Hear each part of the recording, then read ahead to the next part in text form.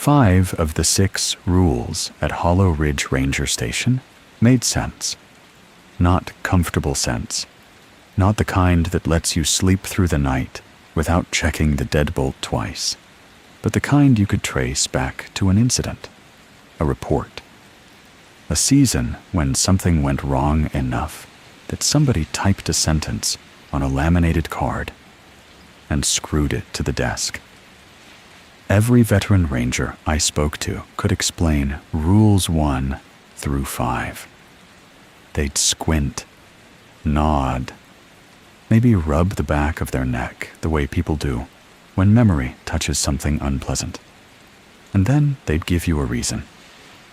Bear got into the station in 09. Hiker went hypothermic on the fire road in fog. Radio interference caused a mist extraction. Reasons. Documented, dated, ordinary reasons. Rule number 6 had none of that.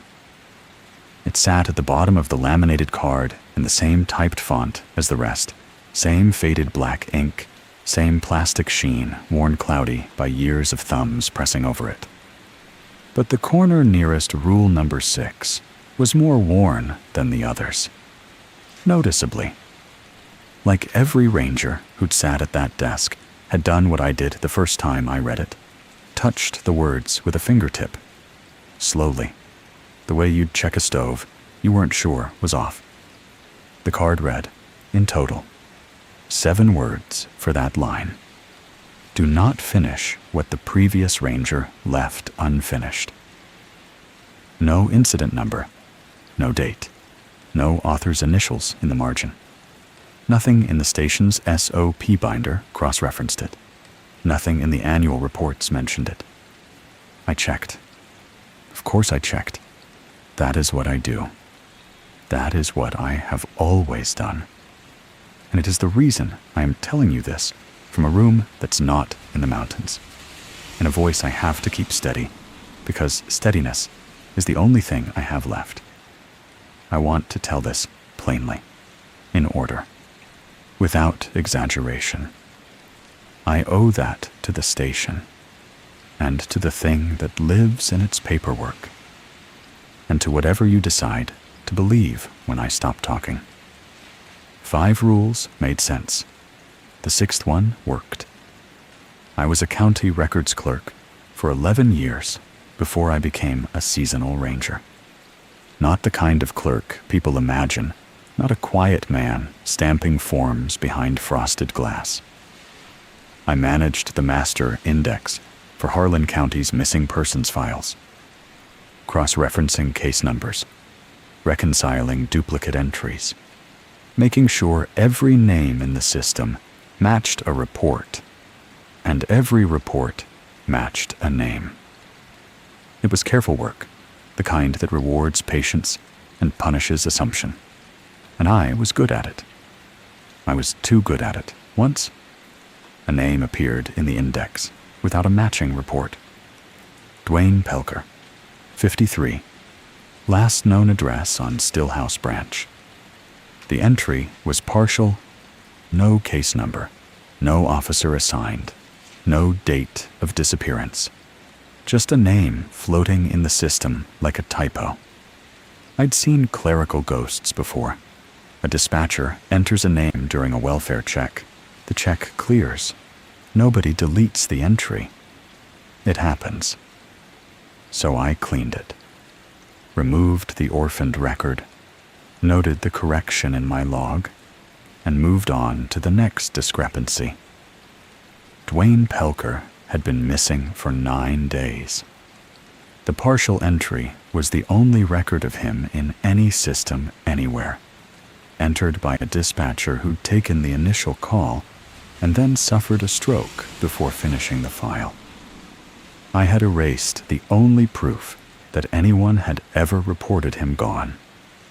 By the time the error surfaced, the search window had collapsed. They found his truck on a logging road in January. They never found him. The investigation cleared me of negligence, technically, but the county reassigned me, and the reassignment felt like a room getting smaller every week. People knew. They didn't say it, but they knew. So when the Park Service posting came across Seasonal Relief Ranger, Backcountry Station, Southern Appalachians, 9-mile fire road, no public interface, I took it the way a man takes an offered hand in deep water. I didn't ask questions about the station. I didn't research the post. I wanted somewhere with rules I could follow, tasks I could complete, and paperwork that couldn't end a life. I want you to understand that about me. I believed, genuinely believed, that a place with simple rules and clear duties was a place where I could do no harm. I was wrong about the place. I was wrong about the rules. And I was catastrophically, irreversibly wrong about the paperwork. The fire road to Hollow Ridge starts at a locked gate off a County 2-lane that doesn't have a route number, just a faded Forest Service marker bolted to a pine that's grown around the bolt. You need 2 keys, one for the gate padlock, one for the cable behind it.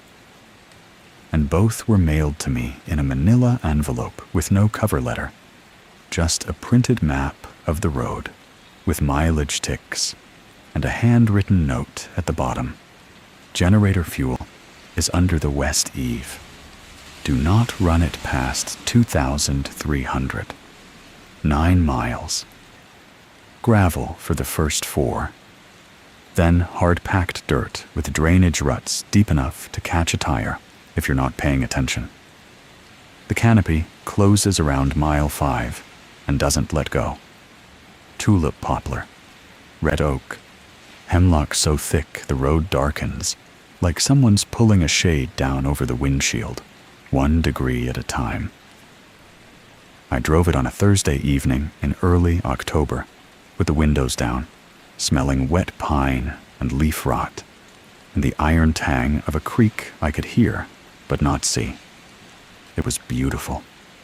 I need to say that because it matters later. The southern Appalachians in autumn are not just scenic. They are heavy with color, almost oppressive in their beauty. The ridgelines stacked behind each other in shades of rust and gold and deep green until the farthest ones go blue-wahea and dissolve into sky. It is a landscape that feels permanent. It feels safe. And that feeling is the first lie. The station sits on a saddle between 2 balds that don't have names on any current map. I learned later they had names once, Cherokee names, and then surveyor names, and then nothing, as if each cartographic generation decided the balds were better left unlabeled. The saddle is a shallow dip between them, maybe 200 yards wide, and the station sits almost exactly in the center. A single-story clapboard building with a green metal roof, a covered porch, a radio antenna, and a generator shed. I arrived at dusk. The timing was not my choice. Fog was already pooling in the saddle when I crested the last rise. Not drifting pooling, the way water fills a bowl, slow and level and white. It erased the tree line first, then the ground, then the lower half of the station, so that by the time I parked and cut the engine, the building seemed to float in nothing. Just a roof, a porch rail, and a yellow square of window light hovering in white. The outgoing ranger was on the porch. He had his pack on, and his truck already pointed downhill, engine running. The handoff took less than 4 minutes. He showed me the key hook, the radio cradle, the generator switch. He did not sit down. He did not offer his name until I asked Bryce. He said, "Just Bryce," and he did not look at the fog once. At the door, he stopped, pointed at the desk without turning around. "Read 6 twice," he said. Then he was in his truck, and the taillights shrank down the fire road until the fog closed over them like a mouth. And I was alone on a saddle between two unnamed mountains with a ring of keys in my hand and a laminated card I had not yet read. The station smelled like pine sealant, diesel fume, and old paper. 3 smells that, separately, I associate with competence and order gas stations, lumber yards, county archives. Together, in that small room, they made something else, something that sat at the base of my throat, like a word I couldn't pronounce. I did what I always do when a space is new and uncertain. I inventoried it. The main room held a desk, a chair, a wall-mounted radio unit, a handheld radio in a charging cradle, and a propane heater with a safety cage. The desk faced the door. Behind it, a window looked out at the fire road, or would have if the fog hadn't turned the glass into a white rectangle, featureless and faintly luminous with the last of the twilight. To the left, a narrow bunk room with a cot, a wool blanket, and a shelf holding 2 novels and a first aid kit. To the right, a utility closet with the breaker panel, a mop, and 3 5-gallon water jugs. The bathroom was an outhouse 20 paces off the porch, which I noted with exactly the enthusiasm you'd expect. Generator hours were posted on a card above the breaker. 0600 to 2300. No exceptions. Fuel consumption logged weekly. The radio had 2 channels. One for dispatch, one for weather, and a handwritten note taped to the base that read, "Dead zone. Mile marker 3 through 5, east slope below the second bald, and the old survey trail, if you find it." If you find it. I didn't know what to do with that phrasing at the time.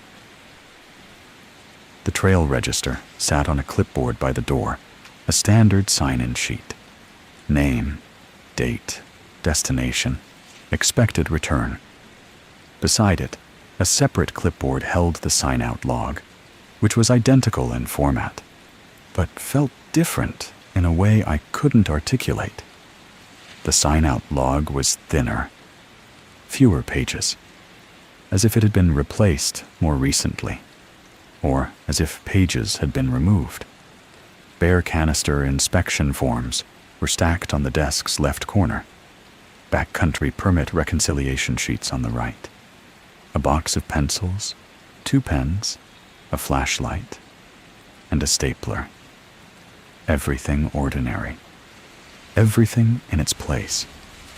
Then I found the laminated card. It was screwed to the desk surface near the right edge, slightly angled, positioned so you'd see it every time you reached for a pen. 6 rules, numbered, typed in a serif font that looked like it came from a typewriter, not a computer. The plastic was yellowed at the edges, and the screw heads were painted over, meaning the card had been there through at least one maintenance cycle. Someone had painted around it, rather than remove it. I read it once, quickly, and then again, slowly, the way Bryce had told me. Rules 1 through 5 were detailed and specific. Rule number 6 was not. I'll get to all of them. But first, I found the logbook. It was in the bottom desk drawer, beneath a stack of old permit blanks, and it was not like the current logbooks on the shelf. It was older, cloth-bound, dark green, the kind of ledger you'd find in a courthouse basement. The pages were brown at the edges and stiff with age, and sewn into the book, roughly 2/3 of the way through, was a red thread. Not a bookmark, not a ribbon. A thread stitched through the page with a needle, knotted on both sides so it couldn't slip free. I touched it. The thread was waxy, the kind used to bind legal documents a century ago. I did not open past it. Not then. Something about the deliberateness of that stitching someone had sat at this desk with a needle and thread and decided that a specific page needed to be sealed. Not with tape or a staple, but with a sewn line kept my hands still. I set the logbook on the desk beside the laminated card and looked at them both. The card told me what to do. The logbook, I suspected, would tell me why. And the red thread told me not to ask. I read the card the way I read everything, start to finish, then back again with a pencil, looking for cross-references, internal logic, the organizational mind behind the words. 11 years in county records will do that to you. Every document has an author, and every author has a reason. And the reason is always in the structure, if you know where to press. Rule number 1, all trail registers must be reconciled against issued permits before 2200. A name in the register without a matching permit is logged and reported, never erased. Standard backcountry protocol, mostly. Every ranger station I'd read about in training required permit reconciliation. The wrinkle was the last clause, never erased. That's unusual.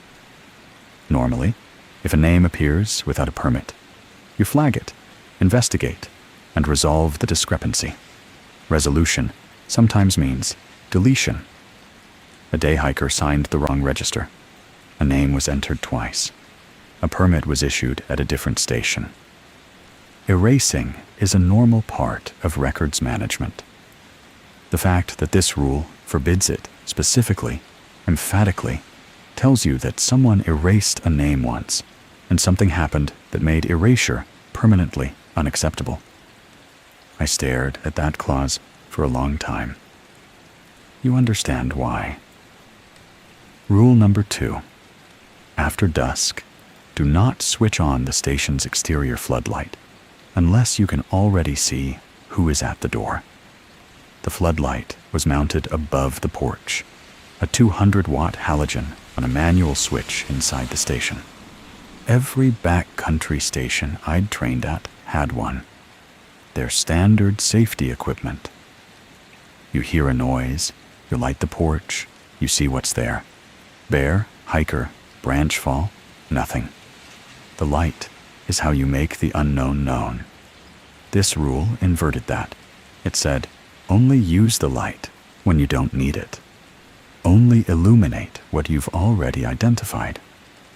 If you can't see who's at the door, the light stays off. I could construct a rationale. Maybe the floodlight attracted bears, or disoriented hikers on the fire road, or burned through generator fuel. But none of those warranted the careful phrasing. Unless you can already see. That's not about fuel. That's about something that comes to the light. Rule number 3. If a hiker arrives after dusk and asks to sign out, do not log their name. Offer water, point to the fire road, and watch them walk past the second reflector post. Then go inside. This one stopped me. In the backcountry, hikers sign in. They sign in at the trailhead.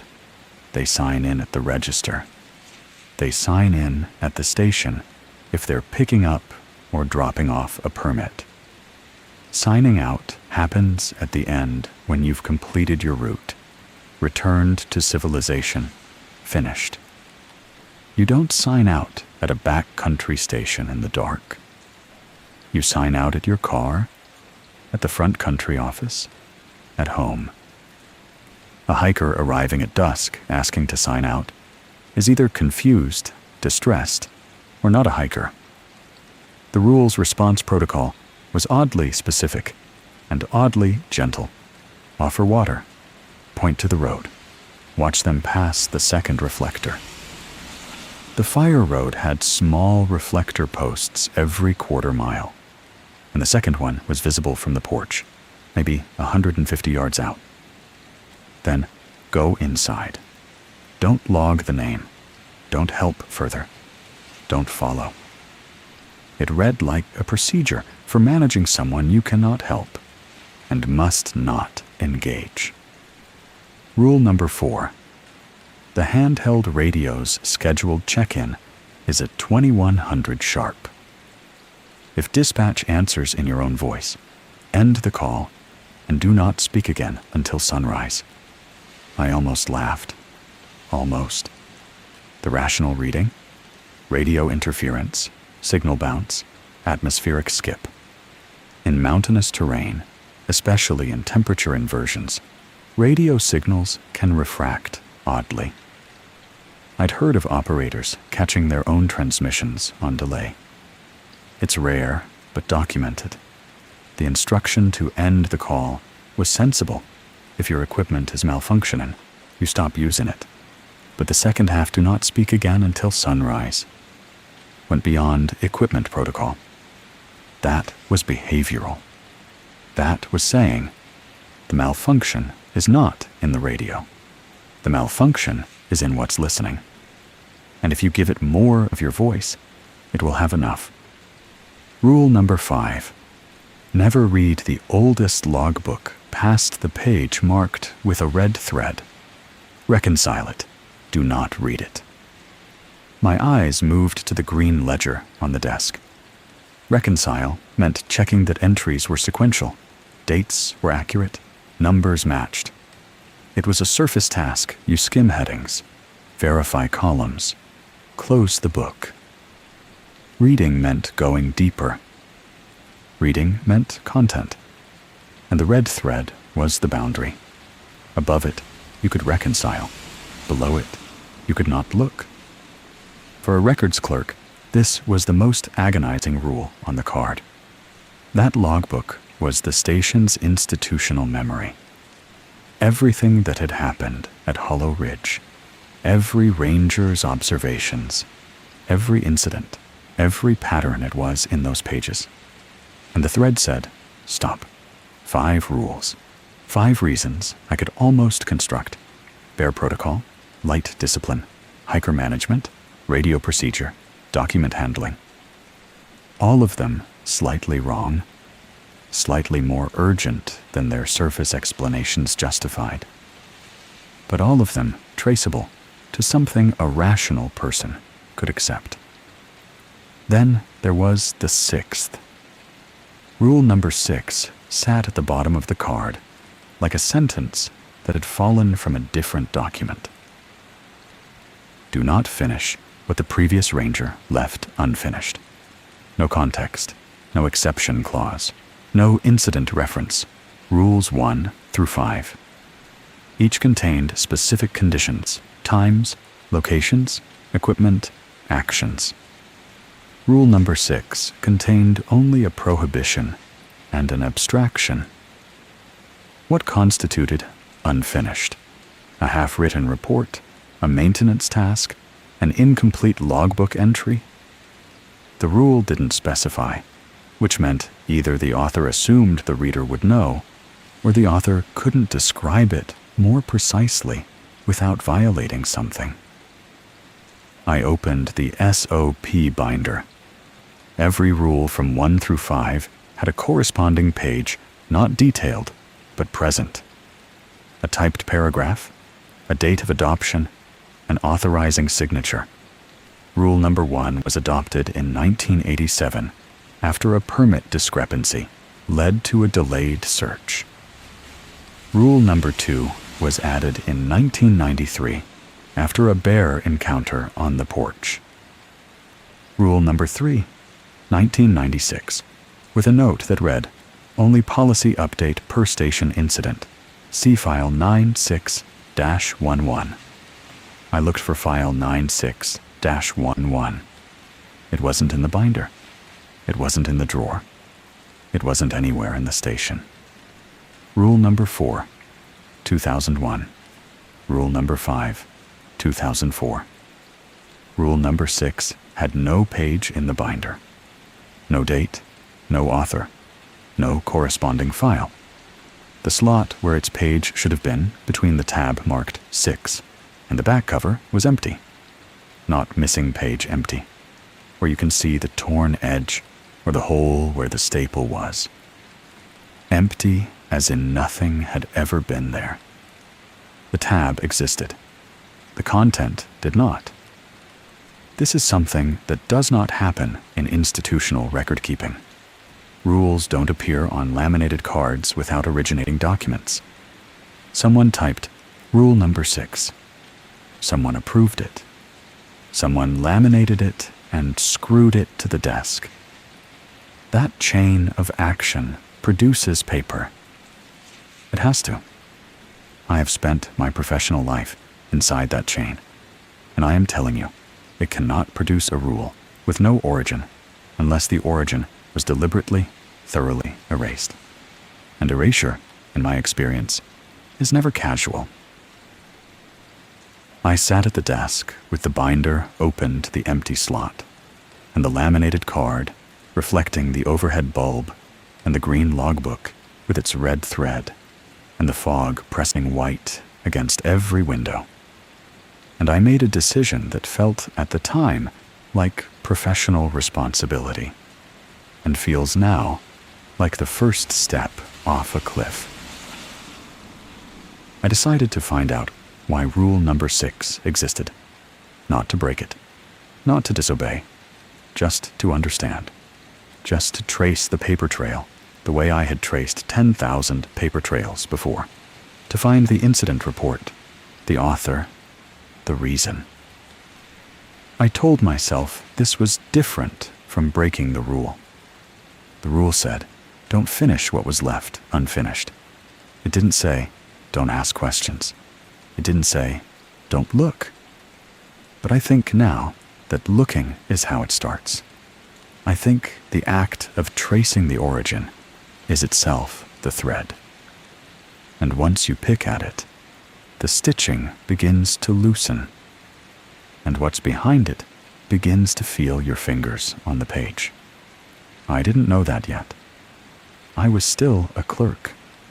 I still believed that every question had an answer, and every answer made things safer. The fog was thick enough now that when I looked out the window, I could not see the porch railing 4 feet away. Somewhere in the white, the fire road led back to the County 2 lane, and the County 2 lane led to places where rules had reasons, and paperwork was just paper. I set the binder aside, picked up the pencil, and opened a blank notebook. At the top of the first page I wrote, Rule number 6, Origin unknown, investigation notes, and something in the station settled. Not a sound, exactly. A change in pressure, like a door had opened in a room I hadn't found yet. Morning erased everything. I don't mean that metaphorically. I mean the fog burned off by 7:30, and the saddle between the balds opened up into one of the most striking landscapes I'd ever walked through, and every strange feeling from the night dissolved so completely that I stood on the porch with my coffee and wondered whether I'd dreamed the whole oppressive weight of it. The sky was the pale, sharp blue you only get at elevation in October. The balds rose on either side, treeless and golden with dead grass, and the ridgeline beyond them stacked south into a haze that smelled like wood smoke and cold water. I laced my boots, clipped the handheld radio to my belt, packed my day pack with the permit clipboard, a water bottle, 2 granola bars, and the bare canister inspection forms, and walked out into the kind of day that reminds you why the Park Service exists. The trails around Hollow Ridge cover about 14 miles of interconnected loops, ranging from a gentle 2-mile circuit around the lower bald to a steep 7-mile route that drops into a creek drainage and climbs back out along a knife-edge ridge. I hiked the main loop first, checking trail markers, noting blowdowns, recording the condition of 2-foot bridges that crossed seasonal streams, now dry and full of brown leaves. At the trailhead junction, I met a couple in their 40s, day hikers from Asheville with good boots and bad water bottles. They'd signed the register correctly, had a valid permit, and wanted to know if the view from the upper bald was worth the extra mile. I told them it was. The woman asked if the station was haunted. She was smiling when she said it, the kind of thing people say about any old building in the mountains. A joke that expects a joke back. Just understaffed, I said. They laughed and headed up the trail, and I watched them go and felt, for the first time since arriving, like I was doing something useful, something clean. Checking names against permits, verifying that the people in the woods were the people who were supposed to be in the woods. This was what records work was supposed to feel like. No consequences, no missing men, just columns that matched. I logged a black bear sighting at mile 3, a young male, maybe 200 pounds, rooting in a downed log 100 yards off the trail. I noted the time, location, and behavior on the wildlife form, radioed it to dispatch as a routine report, and moved on. Dispatch responded normally. A woman's voice, calm, bored, professional. "Copy," she said, logged. By early afternoon, I had reconciled every name in the trail register against the permit book. All matched. Every signature had a corresponding entry. Every entry had a return time. Every return time was reasonable. The system worked. The paperwork was clean. I sat on a rock above the saddle and ate a granola bar and looked at the mountains going blue in every direction. And I thought about rule number 6. In daylight, from a warm rock, with a clean register in my pack, the rule seemed like what I'd first suspected, leftover superstition, a joke or a tradition that had calcified into policy the way odd rules do in any institution. Don't open the 3rd floor window. Don't use the red stapler. Don't finish what was left unfinished. Every workplace has one. It means nothing. It persists because nobody bothers to remove it. I drafted a memo in my head, a recommendation to the district supervisor that rule number 6 be reviewed, sourced, and either documented properly or retired from the SOP card. It was the kind of memo I would have written at the county office, precise, reasonable, correct. The fog hadn't come yet. The sun was warm on my face. The mountains were beautiful, and the paperwork was clean, and I was certain, for the last time, that I understood the place I was in. The discrepancy appeared at 16:30, during afternoon reconciliation. I'd developed a habit at the county office that I carried to the station. At the end of each working day, I compared the current records against the historical baseline, looking for patterns, anomalies, and drift. It was unnecessary at Hollow Ridge. The daily register rarely held more than a dozen names, but the habit was compulsive and soothing, like checking a lock you know you've locked.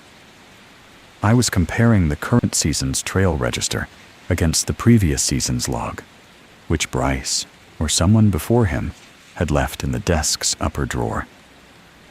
The comparison was simple.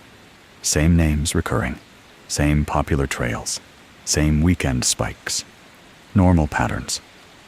But 3 entries in the previous log stopped me. 3 names, signed in at different times across the season, 1 in May, 1 in July, 1 in September. Different names, different dates, different listed destinations. But the handwriting was identical. Not similar, identical. Same slant, same pressure, same specific way of forming the lowercase e with a gap at the top. The same slight rightward drag on the letter N. I'd spent a decade reading handwriting on government forms. I knew the difference between similar and same. 3 different people do not write in the same hand. I noted the names. I won't write them here, not anymore, and checked them against the permit records. None had matching permits. They were register-only entries, names without authorization, and according to rule number 1, they should have been logged and reported. They had not been. They sat in the register unresolved, unchecked, unsigned by any reviewing ranger. This bothered me more than the handwriting. A discrepancy that nobody had flagged meant either nobody had reconciled the register, unlikely, given that it was rule number 1, or someone had seen the discrepancy and chosen not to flag it, chosen to leave it unfinished. I set the register aside and opened the station's 2 maps. The current one was a standard US GS quad, issued 3 years prior, showing the trail system, the fire road, the contour lines, and the station's position on the saddle. The second was older, found folded inside the green logbook's front cover. Hand-drawn on heavy paper, undated, with trail names written in an antique hand. The current map showed 5 trails radiating from the station. The old map showed 6. The 6th trail ran south-southwest from the saddle, descending steeply along a contour that the current map showed as unbroken forest with no path. On the old map, it was labeled in faded ink, Survey Trail, Old Station Road. It connected Hollow Ridge to something drawn as a small square, unlabeled, roughly 2 miles down the slope, Old Station Road. As if the station had been somewhere else first, or as if the station I was sitting in was not the original.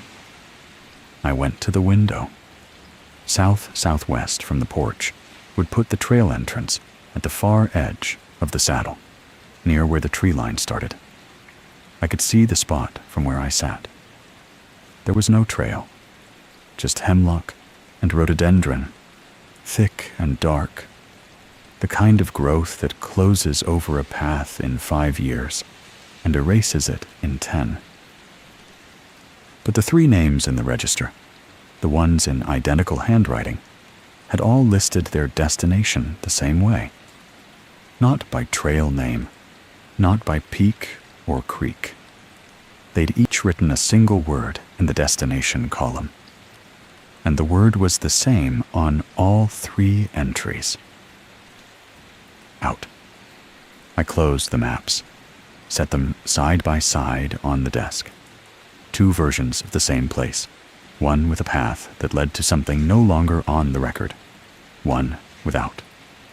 And 3 unsigned names, written by the same hand across 4 months, all heading toward a trail that didn't exist anymore, all signing in to go out. My clerk brain didn't itch. It burned. Outside, the first thin fingers of fog crept across the saddle from the east. The sun touched the ridgeline and held there, balanced, the way it does for exactly 2 minutes in October before it drops. The light went gold, then amber, then gray. Dusk began, and the maps still disagreed, and I was starting to understand that the disagreement might be the point. The fog came in, like something poured. I've seen mountain fog before, the kind that drifts through valleys, thins around trees, moves with the wind. This was not that. The fog in the saddle at Hollow Ridge filled the space between the bulbs the way water fills a glass, level, even, rising. By 6:15, it had erased the lower tree line. By 6:30, it had taken the fire road. By 6:45, the porch railing was gone, and the windows showed only white, close and featureless, as if someone had pressed cotton against the glass from outside. The station hummed. Generator, heater, the faint buzz of the overhead fluorescent. Normal sounds that felt louder now because they were the only sounds. No wind, no night birds, no branch creak or animal rustle. The fog didn't just cover the world outside, it muted it. I was at the desk, entering the day's wildlife sighting into the log, when the knock came. 3 knocks. Even tempo. Knuckle on wood. I set the pen down, looked at the door. The door had no window, just solid wood with a bolt I hadn't yet thrown. The porch was 5 steps from the door, and the porch was buried in fog so thick I couldn't see the railing from inside. My hand went to the floodlight switch on the wall beside the desk. It was instinct, pure, trained, immediate. Something's at the door. You turn on the light. That's how you respond. That's how every ranger, every homeowner, every person alone in a building at night responds. Light is safety. Light reveals. Rule number 2.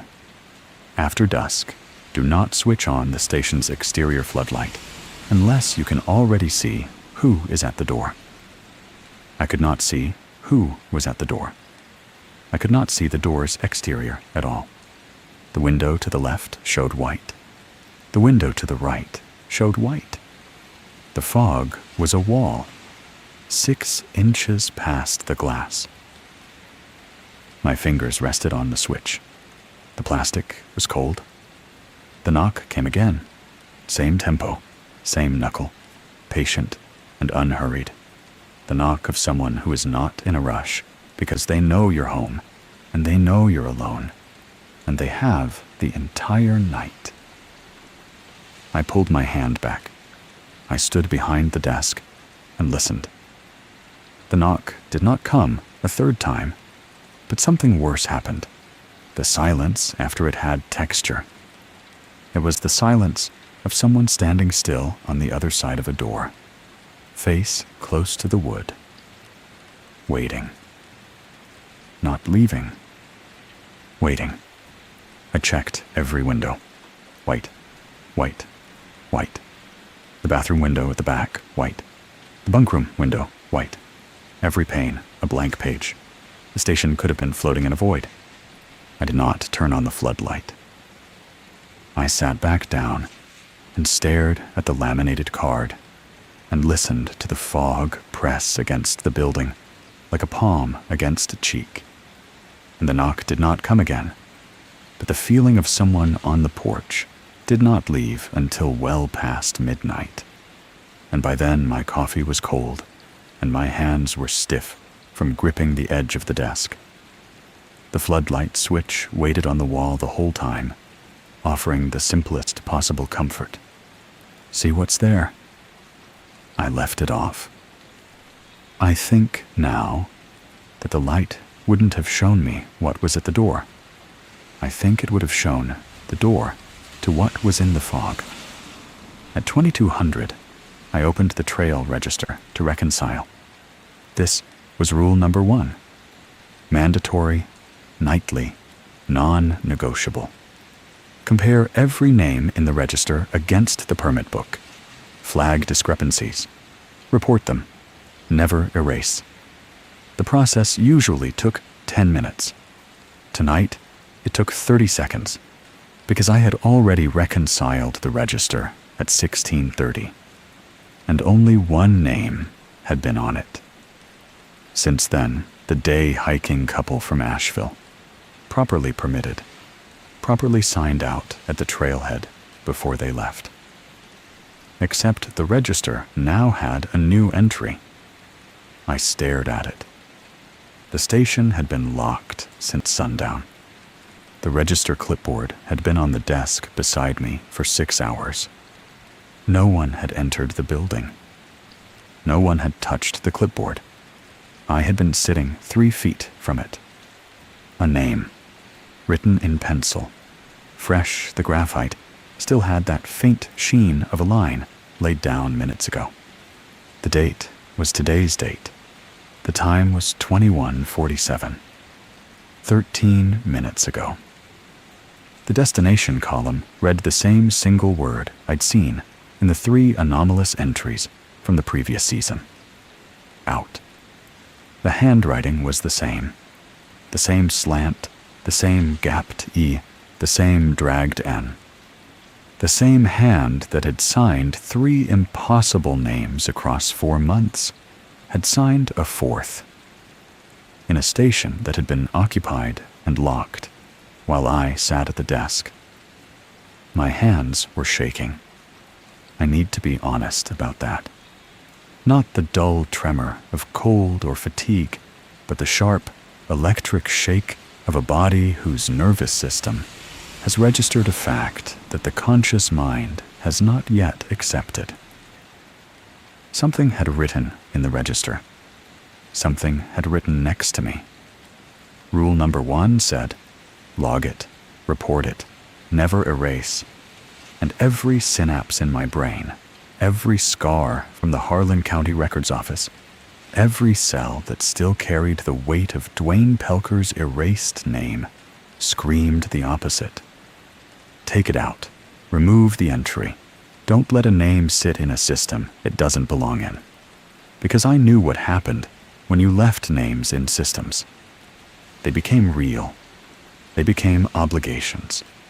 They became searches and investigations and consequences that spiraled outward from a single line of ink and touched lives you'd never see. But I also knew what happened when you erased one. I picked up the radio. My scheduled check-in wasn't for another hour, but I needed to hear dispatch, needed the crackle and pop of a human voice on the other end of a frequency, needed someone to confirm that the world outside the fog still existed. Dispatch, this is Hollow Ridge, unscheduled contact. I have a register discrepancy. Name entered without a permit. No corresponding sign-in.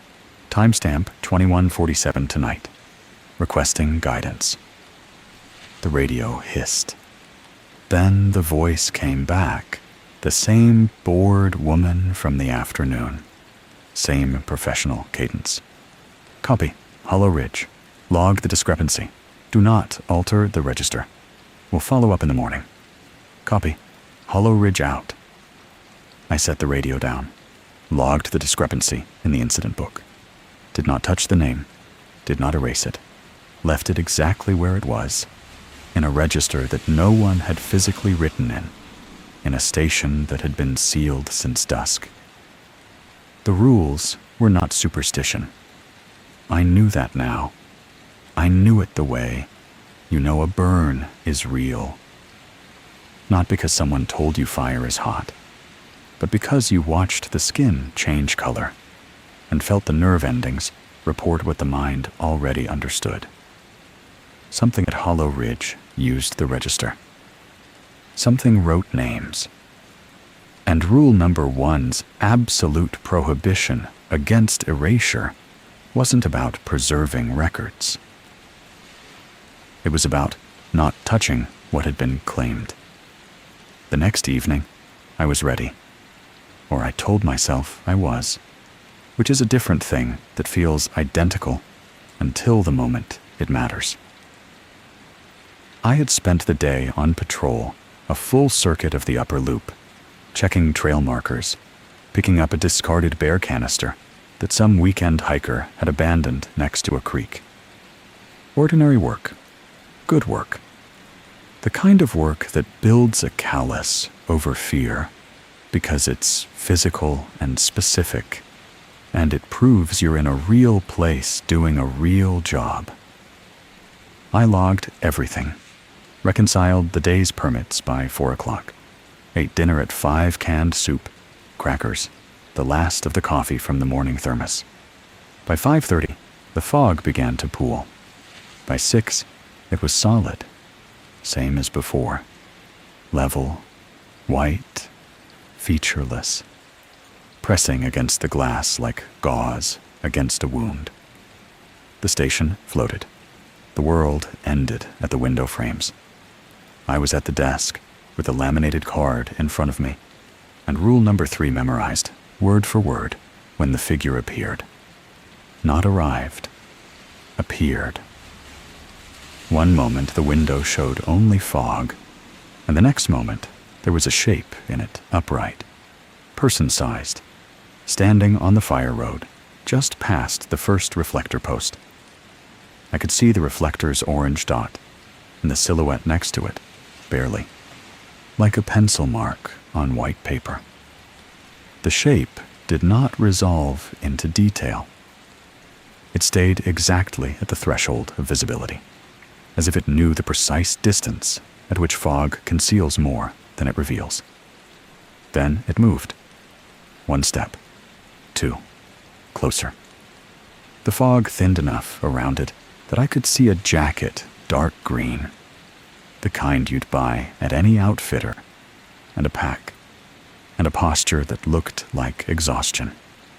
Shoulders down, head forward, the walk of someone who has been on a trail too long and wants nothing but a signature and a ride home. It stopped at the porch steps. I heard boots on gravel, then on wood. A knock, lighter than the one from the night before. Polite. "Hello? I'm trying to sign out." A man's voice, tired, completely normal. The kind of voice you hear 50 times a season, a hiker at the end of a long day, looking for the ranger so he can check the box and be done. I have helped 100 people who sounded exactly like this. My entire body wanted to open the door.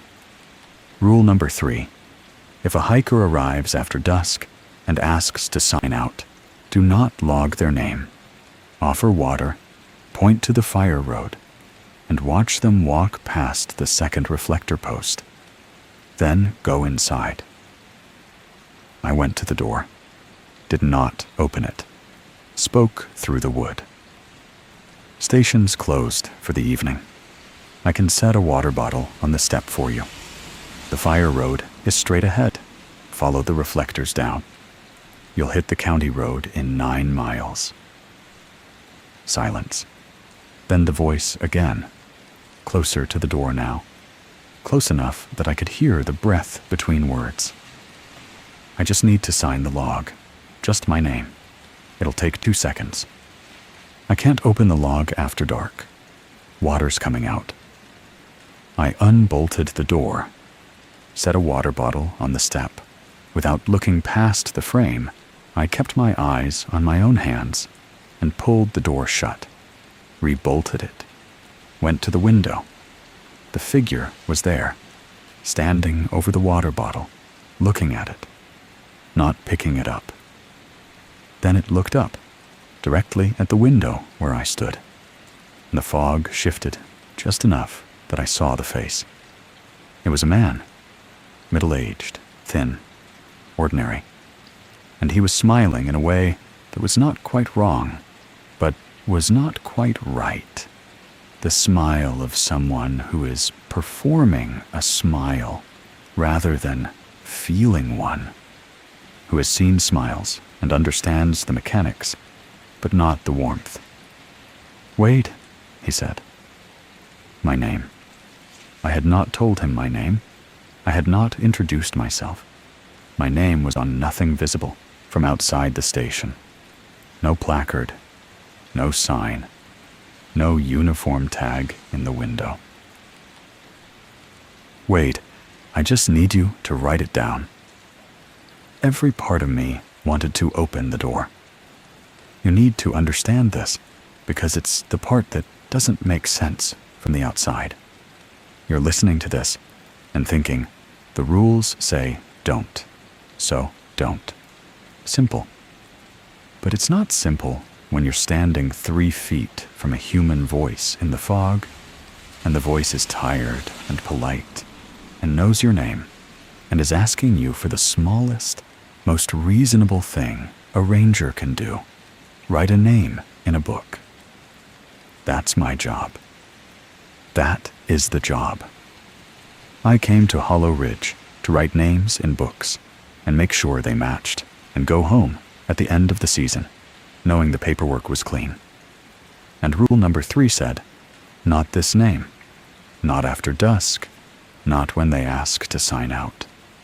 I spoke through the window, kept my voice level, ranger voice, the voice you use when someone's lost or hurt or irrational, and you need to project calm authority, even though your hands are pressed flat against the desk to keep them from shaking. I can't log names after dark.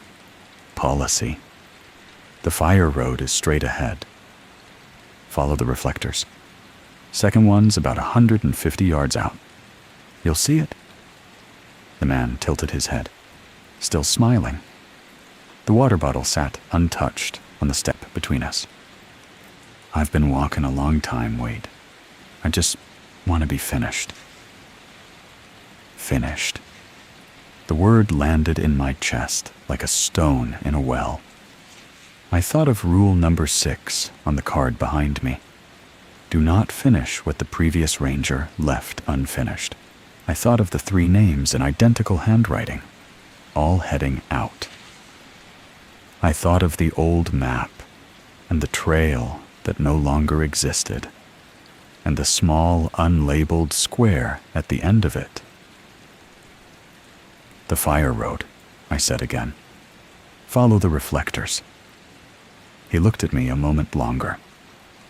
The fog moved around him like breath, slow and heavy, and I noticed that it didn't settle on his jacket the way it settled on the porch railing. The railing was beaded with moisture, but his jacket was dry.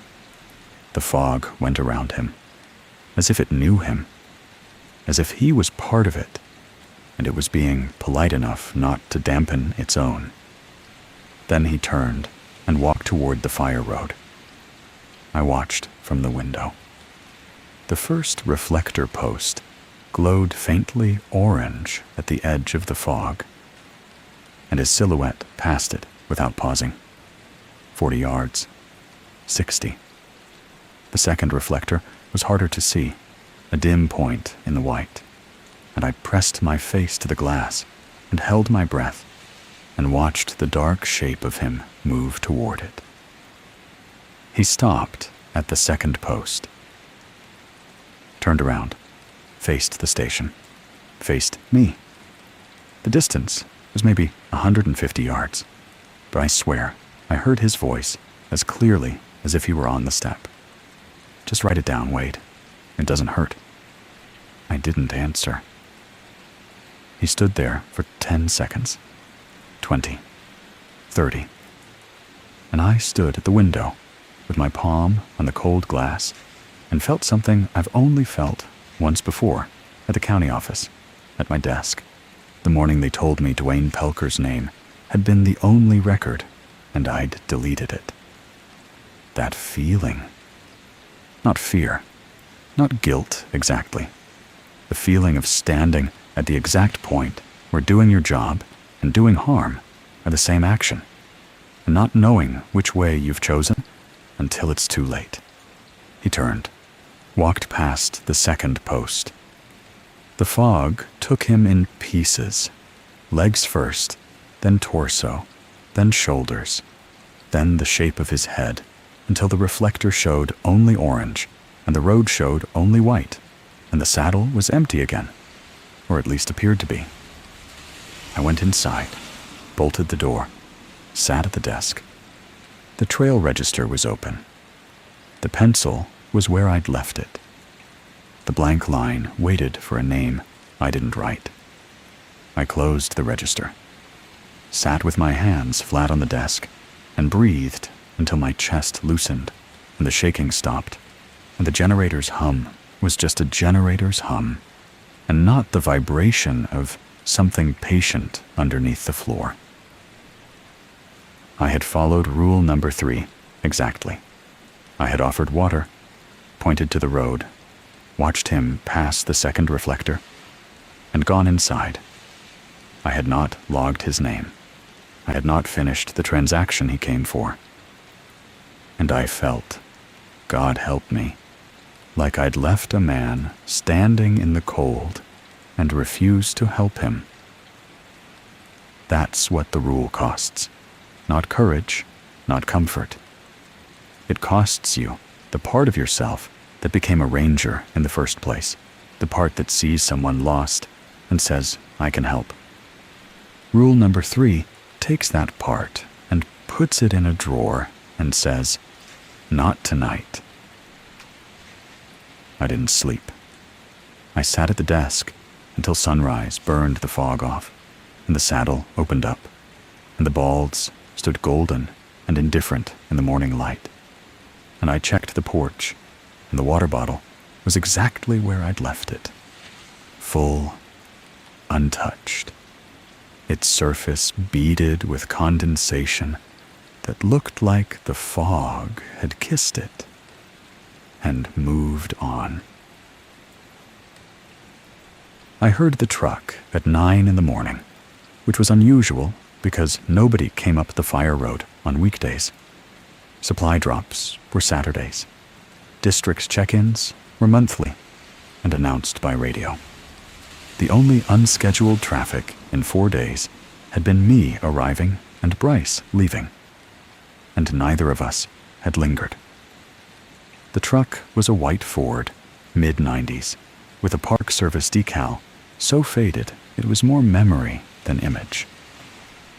It parked beside my vehicle, and a woman got out with the slow precision of someone whose joints have opinions about mornings. 60s, maybe late 60s, with short gray hair and a canvas jacket that had been washed enough times to go soft. She wore no uniform, but carried herself like someone who'd worn one for most of her life. She climbed the porch steps and looked at me through the open door the way a doctor looks at a patient before the exam, measuring something behind the face before deciding what to say. You're the new one, she said. Not a question. Wade Caro, Relief Ranger. Dottie Hask, retired. She glanced past me at the station interior, her eyes moving to the desk, the radio, the laminated card. 19 years here. I'm checking on you. I let her in, made coffee on the propane burner. She sat in the chair across from the desk and wrapped her hands around the mug and looked at me over the rim with an expression I couldn't read: concern and assessment and something else, something tired. You've had a visitor, she said. I hadn't told her. I hadn't radioed anyone except dispatch about the register discrepancy, and that report contained no details about the figure on the porch. But she said it the way you'd say, "You've had rain," observing an obvious fact. How do you know? Because they always come by the third night, and you look like a man who followed the rules and hated himself for it. She sipped her coffee. I waited. The rules are real, Wade. I know what they sound like. I know what they look like on that card. I followed them for 19 years, and I never lost a night I couldn't account for, and I never wrote a name I shouldn't have. The rules work. What are they protecting against? She set the mug down. That's the question you don't need an answer to. With respect, Dottie, I think I do. With respect, Wade, every ranger who thought they did is either gone or wishing they were. She told me some of it. Not the mechanism, not the why, but the what, the surface history that the veterans passed mouth to mouth, never written, never logged, that the dusk visitors had been coming as long as anyone remembered, that the names in the register, the ones in identical handwriting, were the ones who hadn't been refused in time, that the station had been closed twice and reopened both times because the visitors didn't stop when the station was empty. They just spread further down the fire road, closer to the county line, closer to people who didn't have a card with 6 rules. The station is the net, she said. We're the people who hold it.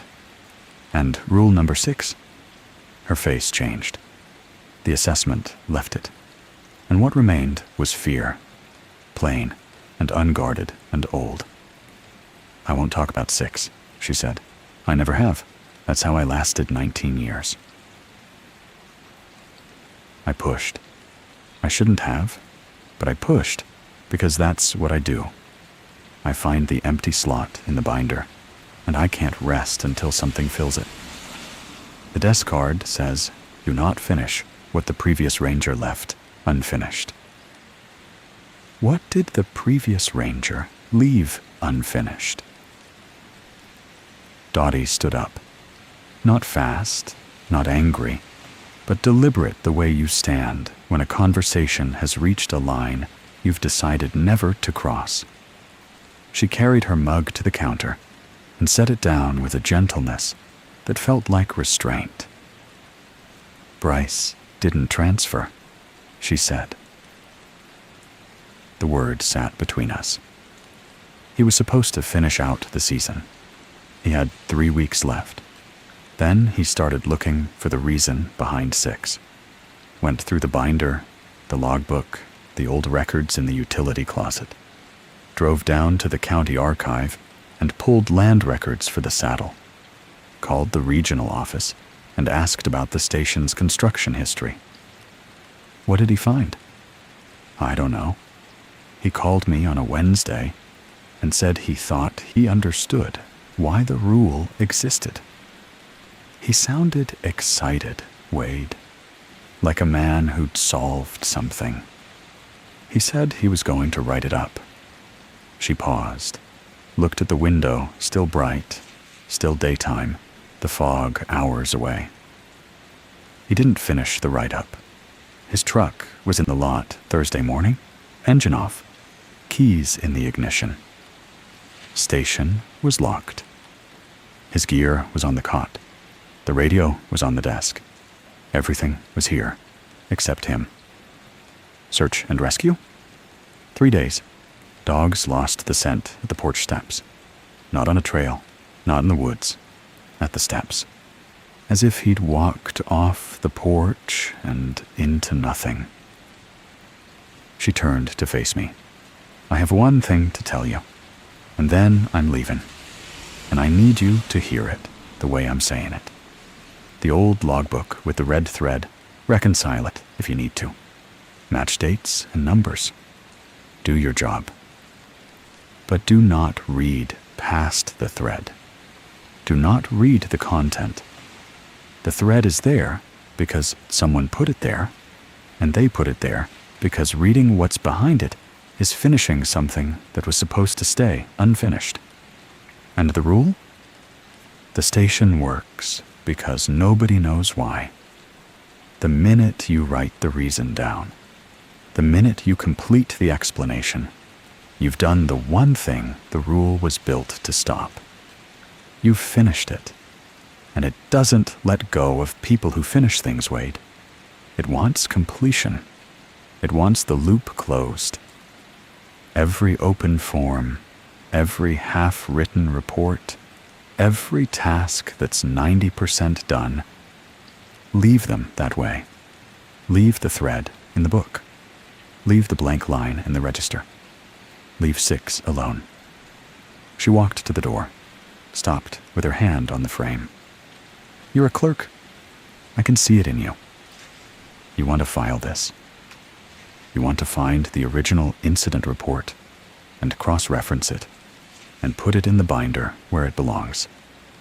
I'm telling you, the empty slot is the lock. The missing page is the wall. The reason it's not there is because not being there is what keeps it contained."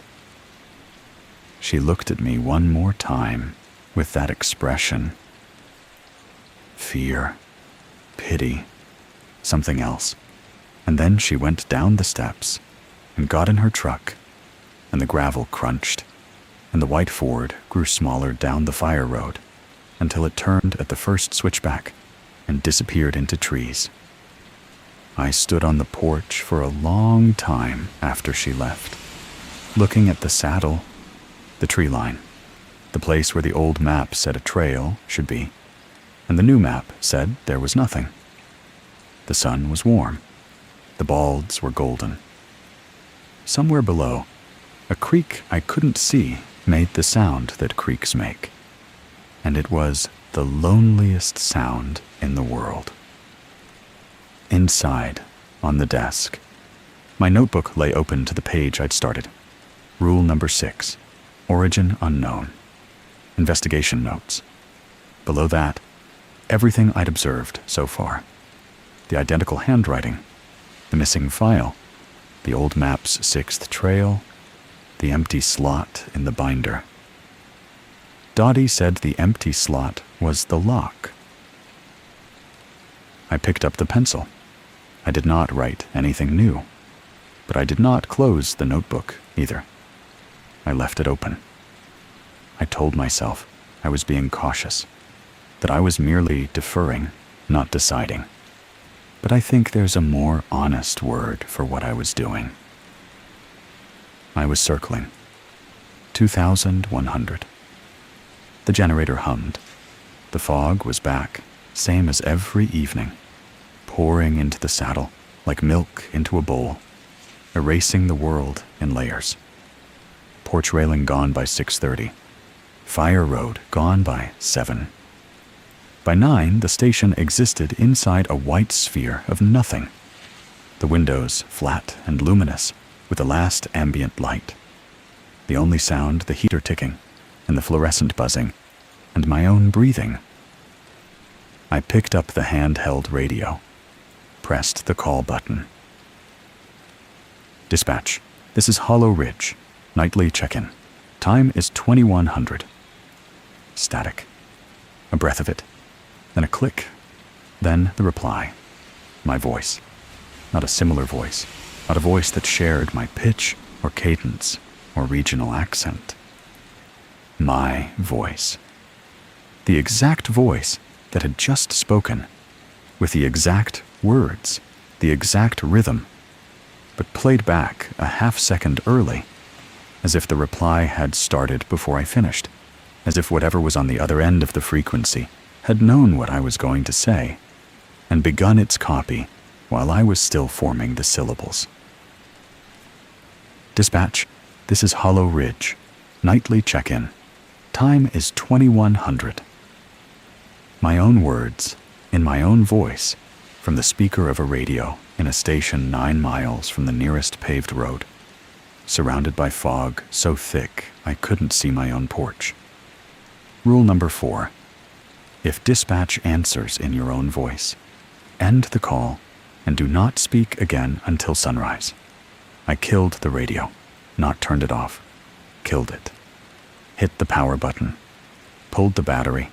Set both pieces on the desk, like parts of a disassembled weapon. The speaker went dead. The red power light went dark. For 3 seconds, the station was silent. Then the radio spoke again.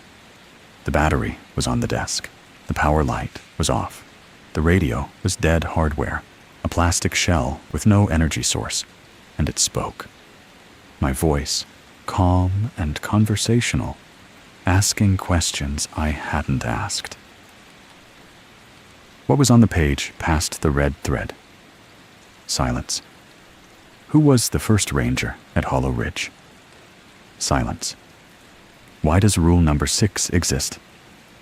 Each question in my voice, with my inflections, my specific habit of slightly dropping the pitch at the end of a question instead of raising it. Details that a recording wouldn't capture. Details that meant whatever was producing this sound had listened to me carefully. For days, learning the particular music of my speech. I sat at the desk with my hands flat on the surface, breathing through my nose, staring at the dead radio as it asked me, in my own voice, the exact questions I'd been asking myself since I arrived. Do not speak again until sunrise. I pressed my lips together. The radio asked 3 more questions about the old map, about the 6th trail, about the names in the register. Then it stopped. The silence that followed was worse than the voice, because the voice was at least an event, a thing I could orient against. And the silence was just the station, and the fog, and the knowledge that something in the white outside had learned me well enough to speak as me. And the only rule I had was to give it nothing else. I did not speak. For 4 hours, I sat at the desk without making a sound. I breathed. I swallowed. I turned pages of the SOP binder, looking for anything I'd missed. But I did not speak. Not once. Not even a whisper. Until the first gray light of dawn seeped through the east window, and the fog began to thin, and the radio on the desk was just a radio, again, silent, dead, waiting for its battery. At sunrise, I reassembled it, called dispatch. The bored woman answered. Normal voice, normal cadence. Hollow Ridge, you missed your check-in last night. Radio malfunction, I said. Resolved now. Copy. Log it. I logged it. I did not log what had really happened. Some things, I was beginning to understand, are not improved by documentation. I lasted 2 more days. 2 days of clean patrols and normal reconciliations, and fog that came at dusk and left at dawn, and the radio check-in working perfectly, dispatch's voice sounding like dispatch. No visitors on the porch, no names appearing in the register. 2 days that felt like a held breath, like the station was giving me space to decide. On the 3rd night, I opened the green logbook past the red thread. I want to explain why, but every explanation I construct sounds like a justification. And I'm too far past the point of self-deception for that. The truth is simpler. I'm a records clerk. The information was in the book. The thread was just a thread. And Dottie's warning, for all its sincerity, had told me just enough to make the unknown intolerable. If she'd told me nothing, I might have lasted. If she'd told me everything, I might have been satisfied. But she'd told me the shape of the secret without the content. And for someone like me, that is the cruelest possible gift.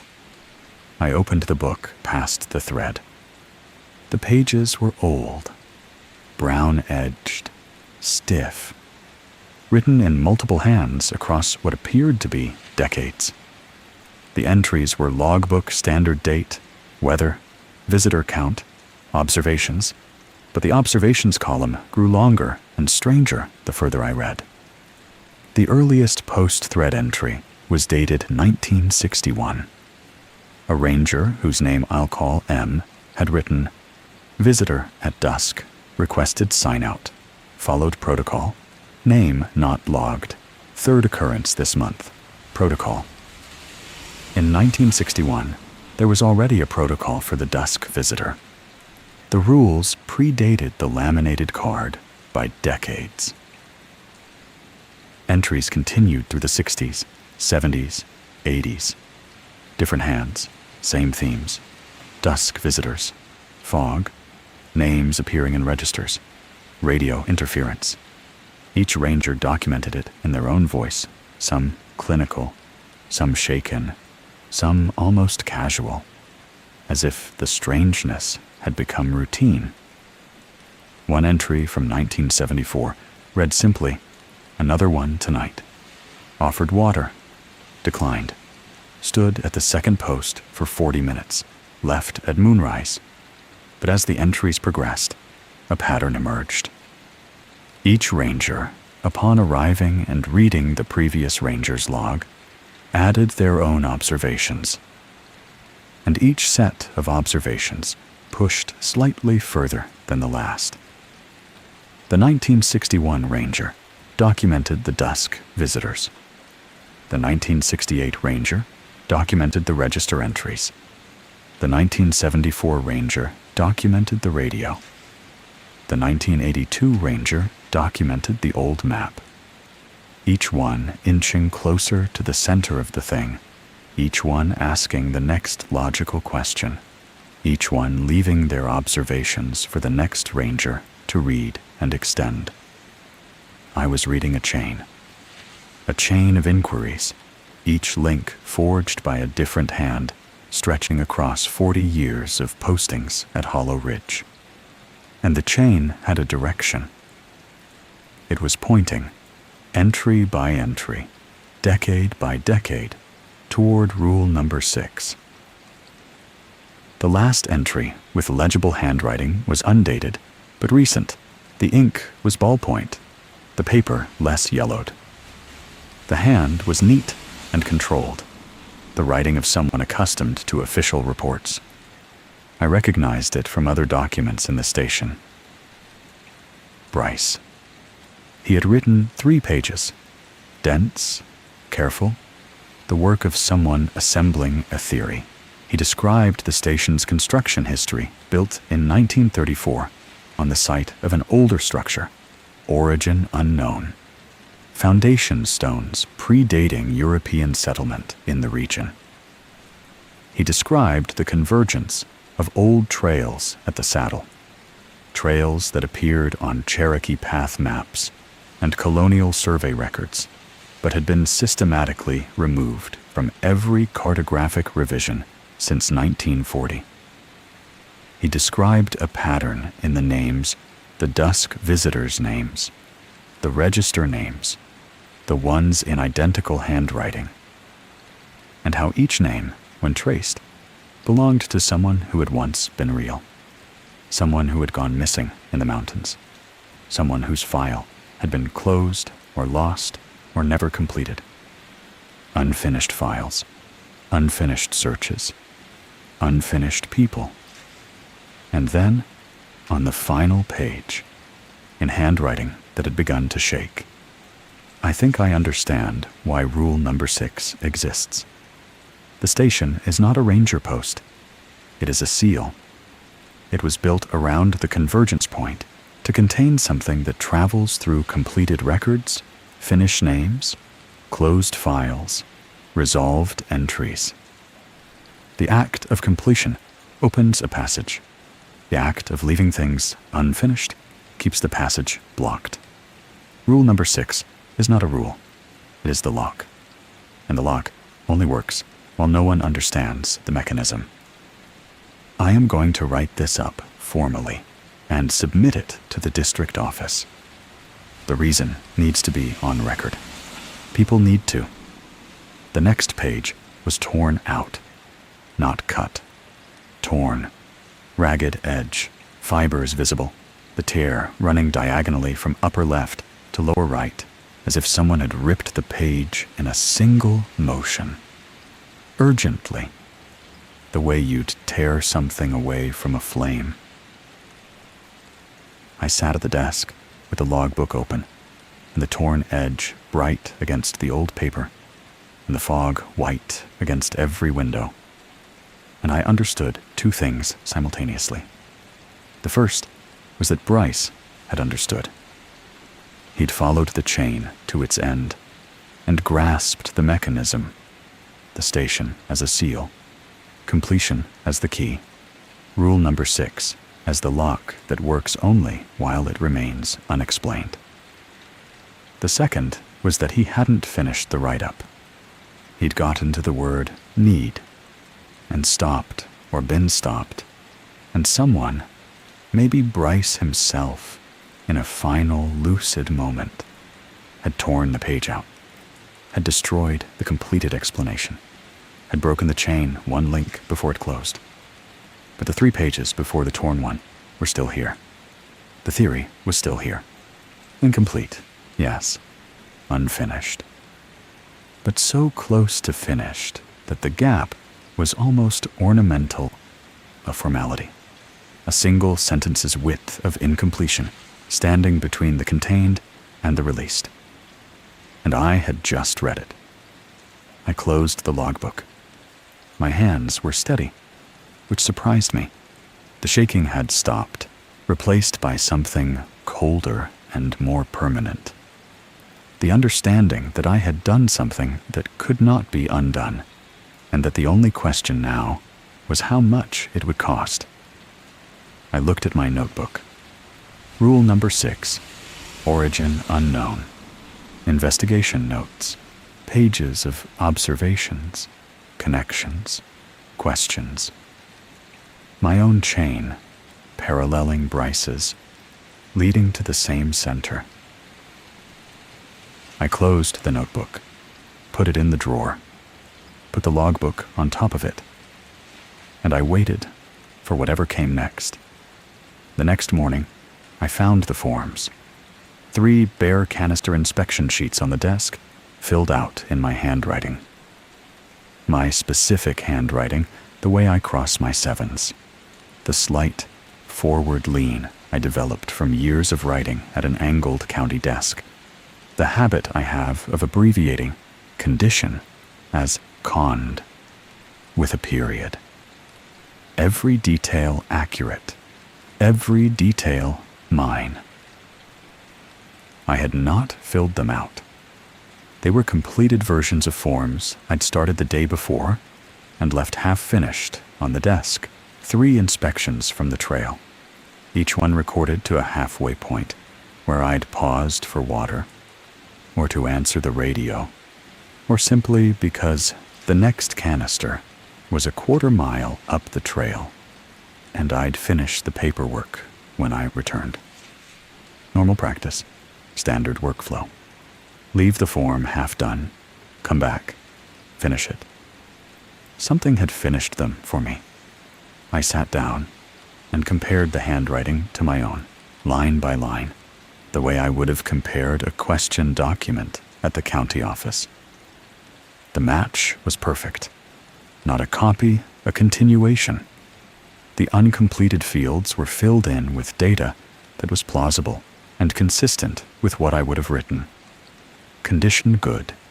Seal intact. No bare activity. Location matching the coordinates I had already recorded. Whoever or whatever had completed these forms knew not only my handwriting, but my methodology, my abbreviations, my judgment. It had learned me. I thought of the radio, my voice, replayed with my specific inflections. I thought of the dusk visitor who had known my name. I thought of the register entries, appearing in a hand that practiced itself into sameness across decades. This thing learned. It listened. It watched. And then it finished what you'd started. I gathered the completed forms, placed them in a separate folder, and marked them not filed, unauthorized completion. I did not discard them, and I did not enter them into the record. They sat in the folder like evidence, which is exactly what they were. That evening, the fog came earlier than usual. 5:15, still half an hour of daylight left, and the saddle was already filling. I stood on the porch, watching it rise, and saw the figure emerge from the tree line to to the south, not from the fire road this time, but from the direction where the old map showed the vanished 6th trail. It walked like a hiker. It wore a jacket and boots. It carried no pack. And as it crossed the meadow toward the station, the fog parted around it the way it had before a dry figure in a wet landscape, untouched by the moisture that beaded every surface it passed. It stopped at the porch steps, looked up at me, and the face was not the same. The first visitor had been a stranger, middle-aged, thin, unremarkable. This face was not unremarkable. This face I knew. I knew the jawline and the receding hairline, and the way the left eyebrow sat slightly higher than the right. I knew it from a photograph in a case file I'd handled 1,000 times and destroyed once. Dwayne Pelker, 53, last known address on Stillhouse Branch, missing since the winter I erased his name. He looked exactly like the photograph. Not aged, not decayed, not ghostly. Exactly like the photograph. Frozen in the moment of his last known image, standing on the porch steps of a ranger station 200 miles from Harlan County, wearing a jacket that didn't exist in any evidence file. "Wade," he said. And his voice was the voice I'd imagined 1,000 times. The voice of a man calling for help from a file that no longer existed. A man who had been erased from the system and never found. "You can fix it," he said. "You can fix the file. Just write my name down. Finish what you started." My hands gripped the porch railing. The wood was wet with fog. My knuckles were white. "You deleted me, Wade. You know you did. And I'm still out here. I've been out here the whole time, waiting for someone to write me back in." Rule number 3 said, offer water. Point to the road. Don't log the name. Rule number 6 said, don't finish what was left unfinished. And every cell in my body that still carried the guilt of Harlan County, every sleepless night I'd spent imagining Dwayne Pelker's last hours, every time I'd looked at my hands and seen the hands that pressed delete, all of it screamed, write the name, finish the file, make it right. I set the water bottle on the step. "The fire road is straight ahead," I said. "Follow the reflectors." He looked at the water, looked at me. The smile came, the same performed smile, the same mechanical curve of the lips. "You owe me, Wade. Follow the reflectors." He didn't move toward the road. He stood on the steps, and the fog curled around him, and he waited with the patience of something that has been waiting since before the station was built, and will be waiting after the station is gone. Eventually, I went inside, bolted the door. Did not watch him pass the reflectors, because I couldn't bear to see that face, turn around, and ask again. In the morning, the water bottle was empty. That was new. The empty water bottle sat on the top step, upright, cap removed and placed neatly beside it. The gesture was deliberate, not the careless discard of a thirsty hiker, but the precise arrangement of someone demonstrating that they had been there, had interacted with the physical world, had consumed something real. I left it where it was. Inside, I began to see the station differently, not as a workspace, but as a pattern of incompletion. It had been there the whole time, invisible the way familiar things are invisible. And now it was obvious. The bunkroom shelf held 2 novels, one with a bookmark at chapter 7, one with its spine uncracked, half read. The first aid kit was inventoried, but the checklist attached to its lid was filled in only through line 12 of 20. Half complete. The SOP binder had entries for Rules 1 through 5 and an empty slot for 6. The trail register had a blank space where I hadn't written a name. The green logbook had a torn page where Bryce's explanation ended mid-sentence. The red thread was sewn through, but not sealed. The knot could be undone.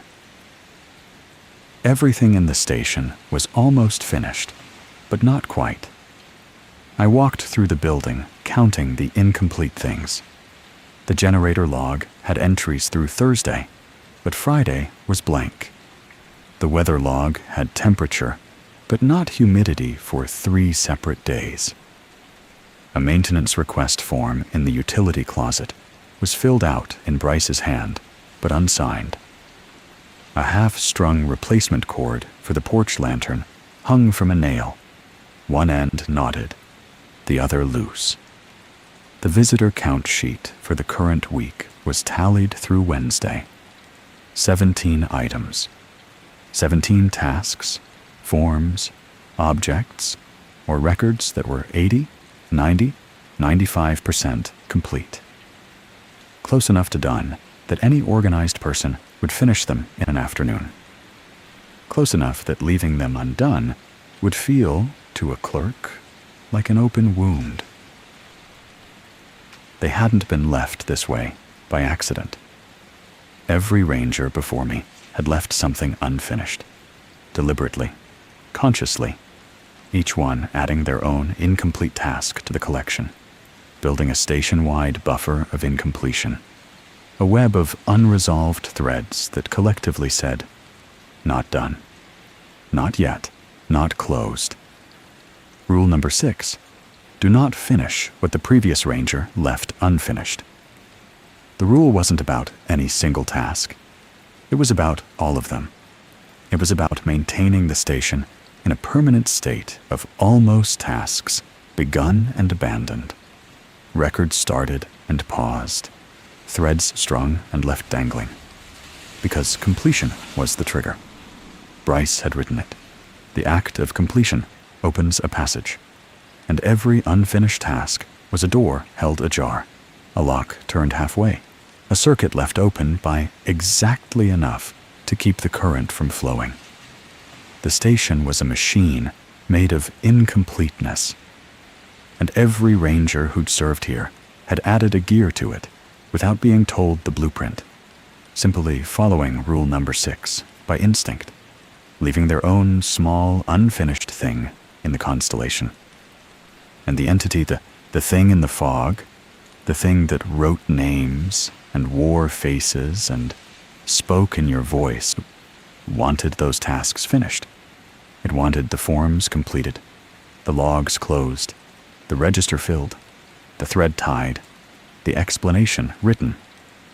It wanted the loop closed, because a closed loop was a completed circuit, and a completed circuit was a door, and a door was how it moved from the saddle into the world outside. The torn page in the logbook, the unsigned form, the half-strung cord, the blank line in the register, the unwritten reason behind rule number 6. All of it was containment, and the thing wearing Dwayne Pelker's face, asking me to write a name and fix a file, was not offering absolution. It was asking me to close the last loop, to finish the one thing I'd left unfinished, the erased name, the deleted record, the guilt that had followed me from Harlan County to this station on a saddle between 2 unnamed mountains. It had found my specific incompletion, the one task I'd left undone, not by design, but by failure, and it was offering to let me close it. Write the name, finish the file, complete the circuit. I sat at the desk and looked at the 17 incomplete things and understood, finally, what rule number 6 was asking me to protect. not the station, not myself. The state of permanent irresolution that kept the thing in the fog from crossing the threshold it had been pressing against for longer than the station had existed. And I understood what it was costing me. The rest of my life lived in the knowledge that there are questions you cannot answer, files you cannot close, names you cannot restore, and guilts you cannot resolve. Not because the answers don't exist, but because the act of reaching them is the act of opening the door. The fog pooled outside. The sun dropped. The saddle filled with white. And something in the white was waiting, patient and practiced and ancient, for me to finish one small thing. The final night came without ceremony. No different sunset, no unusual fog pattern, no warning from dispatch. The generator hummed at its usual pitch. The heater ticked. The fluorescent buzzed. The laminated card reflected the overhead light in the same dull sheen it had reflected every night since I'd arrived. An ordinary evening at Hollow Ridge, except that everything I had learned was now arranged behind my eyes, like a diagram. And the diagram said, "Tonight." I don't know how I knew. Maybe I didn't. Maybe it was paranoia sharpened into premonition, or pattern recognition mistaken for intuition. But when the fog began to pool at 17:30, early again, earlier than any previous evening, I closed the trail register, set the bare canister forms in their stack, checked the bolt on the door twice, and sat down at the desk with the feeling of a man lowering himself into a foxhole. The floodlight switch was on the wall to my left. The radio was in its cradle. The trail register was closed on the desk. The green logbook was in the drawer. My notebook. Rule number 6, origin unknown, was beneath it. At 1812, the fog erased the porch railing. At 1830, it erased the windows. At 1847, the knocking began. Not 3 knocks this time. A continuous, measured tap, the rhythm of someone knocking on a door and never stopping, never pausing for a response, because the knocking was not a request. It was a presence, a declaration. I am here. I will be here. I am not leaving. At 1903, the floodlight began to flicker. I had not touched the switch. The switch was in the off position, but the light on the porch strobed once, twice, 3 times, sending sharp yellow flashes through the fog that lit the white from inside, like lightning in a cloud. Each flash showed nothing on the porch, but the knocking continued, and now I couldn't look at the window without seeing the afterimage of the flash burned into my retina. White shapes that could have been a hand, a face, a figure standing exactly where the light would have shown it if it had stayed on long enough. Rule number 2. Do not turn on the floodlight unless you can already see who's there. The light was turning itself on, asking to be on, begging the fog to see it. I pulled the breaker for the exterior circuit. The strobing stopped. The station went darker by 1 shade, and the knocking continued. At 1921, the radio crackled. I had not picked it up. The handheld was in its cradle, battery seated, power off. But the speaker emitted a burst of static, then clarity, then my voice. "Dispatch, this is Hollow Ridge." Then another burst, then a reply, also my voice, but with a different cadence, slower, more deliberate, as if speaking to someone who needed careful instruction. "Wade, just pick up the radio. Just answer. You can end this, if you just answer. Rule number 4. If dispatch answers in your own voice, end the call and do not speak until sunrise. I pulled the battery again, set it across the room on the bunkroom shelf. The radio kept talking, my voice from a dead speaker, asking and answering its own questions about the station, the rules, the logbook, the thread, the reason. A full conversation between two versions of me, one asking and one explaining, building toward a conclusion I could feel approaching the way you feel the edge of a cliff in the dark. I put my hands over my ears. It didn't help. The voice wasn't coming through the speaker anymore. It was coming through the walls, through the desk, through the laminated card. My voice, my cadence, my specific way of reasoning, conducting an investigation into rule number 6 and arriving, step by step, at the answer I was trying not to think. At 1948, the knocking changed. It moved from the door to the window, then to the back wall, then to the floor beneath the desk. Not louder, just closer, circling inward, the way something tightens around a center, the way a coil closes. At 2003, the trail register opened. I was watching it. I was staring at the closed register on the desk, both hands flat on the surface, and the cover lifted and the pages turned, not from wind, because the station was sealed, and the pencil I'd left beside it rolled to the blank line and stopped.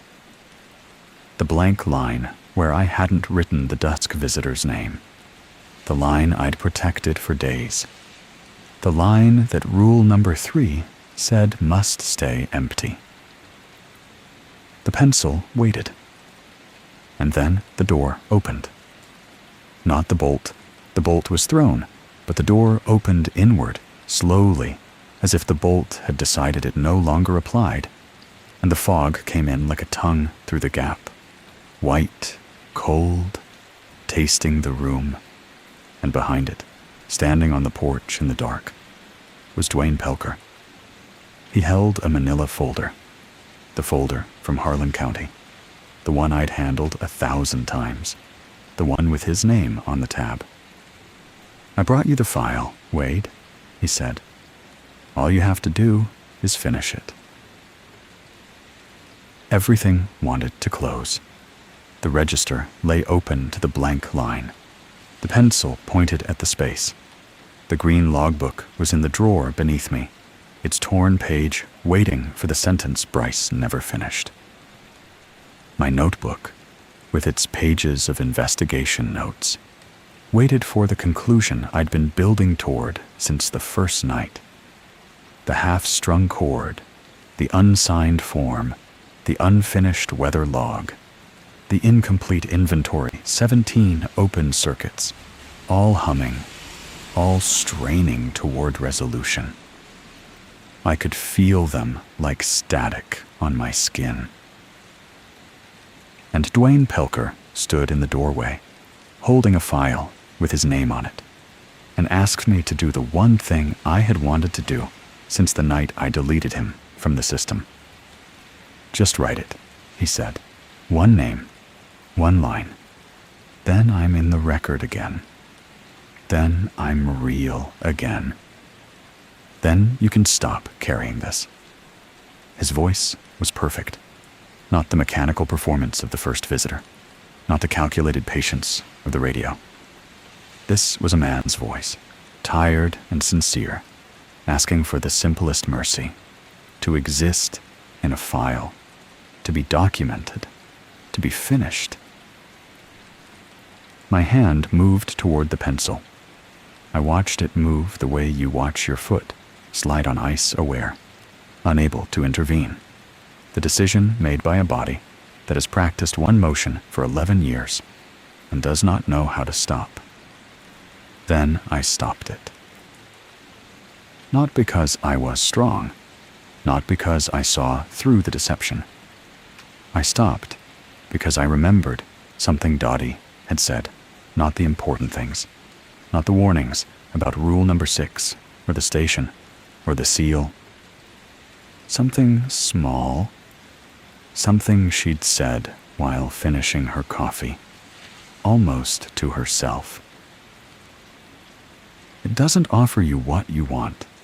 It offers you what you die to fix. And Dwayne Pelker's name was not what I wanted. It was what I'd die to fix. The distinction is precise, and it is everything. A want is something you can survive without. A die to fix is a wound so deep that the person carrying it will walk into anything, sign anything, finish anything, to make it stop hurting. The thing in the fog had not come to tempt me with pleasure or power. It had come with my specific guilt, shaped into a face I recognized and a file I'd handled. And it had offered me the one thing I could not refuse, except that refusing it was exactly what rule number 6 demanded. Do not finish what the previous ranger left unfinished. But this was not the previous ranger's unfinished thing. This was mine. This was the name I'd erased, the file I'd broken, the man I'd failed. And rule number 6 didn't say what you left unfinished. It said what the previous ranger left unfinished, which meant the rule was not about my guilt. The rule was about the station's accumulated incompletion, the web of unfinished tasks that kept the seal intact. Except the thing in the doorway had adapted. It wasn't asking me to complete one of the 17.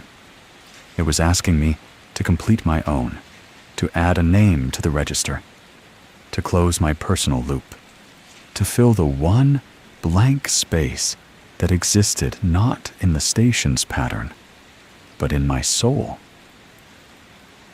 And if I did, the register would have a new completed entry. The pencil would have written a name. A circuit would close, and whatever traveled through closed circuits would have its passage. I pulled my hand back. The pencil lay on the desk. The blank line stayed blank. The fog curled through the open doorway and licked the floor, and Dwayne Pelker, the thing wearing his face, stood in the white and watched me not move. You owe me, it said. I know, I said. Then fix it. I can't. You can. You're holding the pencil. I'm not. And I wasn't. My hands were flat on the desk, palms down, fingers spread. The pencil was 3 inches from my right hand. I did not touch it. I did not move toward it. I sat in the chair and looked at the face of the man I'd failed and felt the full weight of the guilt I would carry for the rest of my life. And I did not write the name. The figure stood in the doorway for a long time. The fog breathed around it.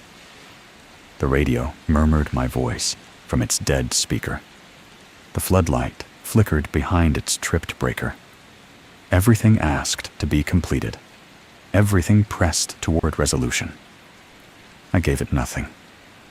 At some point, I don't know when, I don't know how, the door closed, not slammed, closed gently, the way you close a book you'll return to. The bolt was still thrown. The fog remained on the floor for a minute, 2 minutes, then thinned and retreated under the door frame, like water running backward. And the station was sealed again. The register was still open. The blank line was still blank. The pencil had not moved. I closed the register, set the pencil in the drawer, sat in the dark and breathed, and did not speak, and did not write, and did not finish a single thing until the sun came up, and the fog drained from the saddle, and the mountains stood around me in their indifferent, ancient silence. I survived the night by refusing resolution, by choosing to carry the guilt rather than fix it, by accepting that Dwayne Pelker's name would never be in any file I touched again, and that this was not justice, and it was not mercy, and it was not okay. It was just the price of keeping the door closed.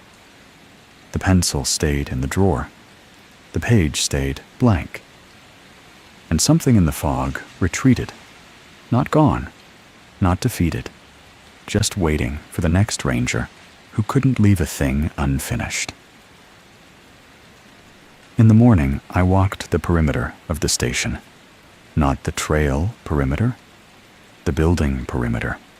Foundation to roofline, corner to corner. The way a surveyor walks a boundary when the deed is in question.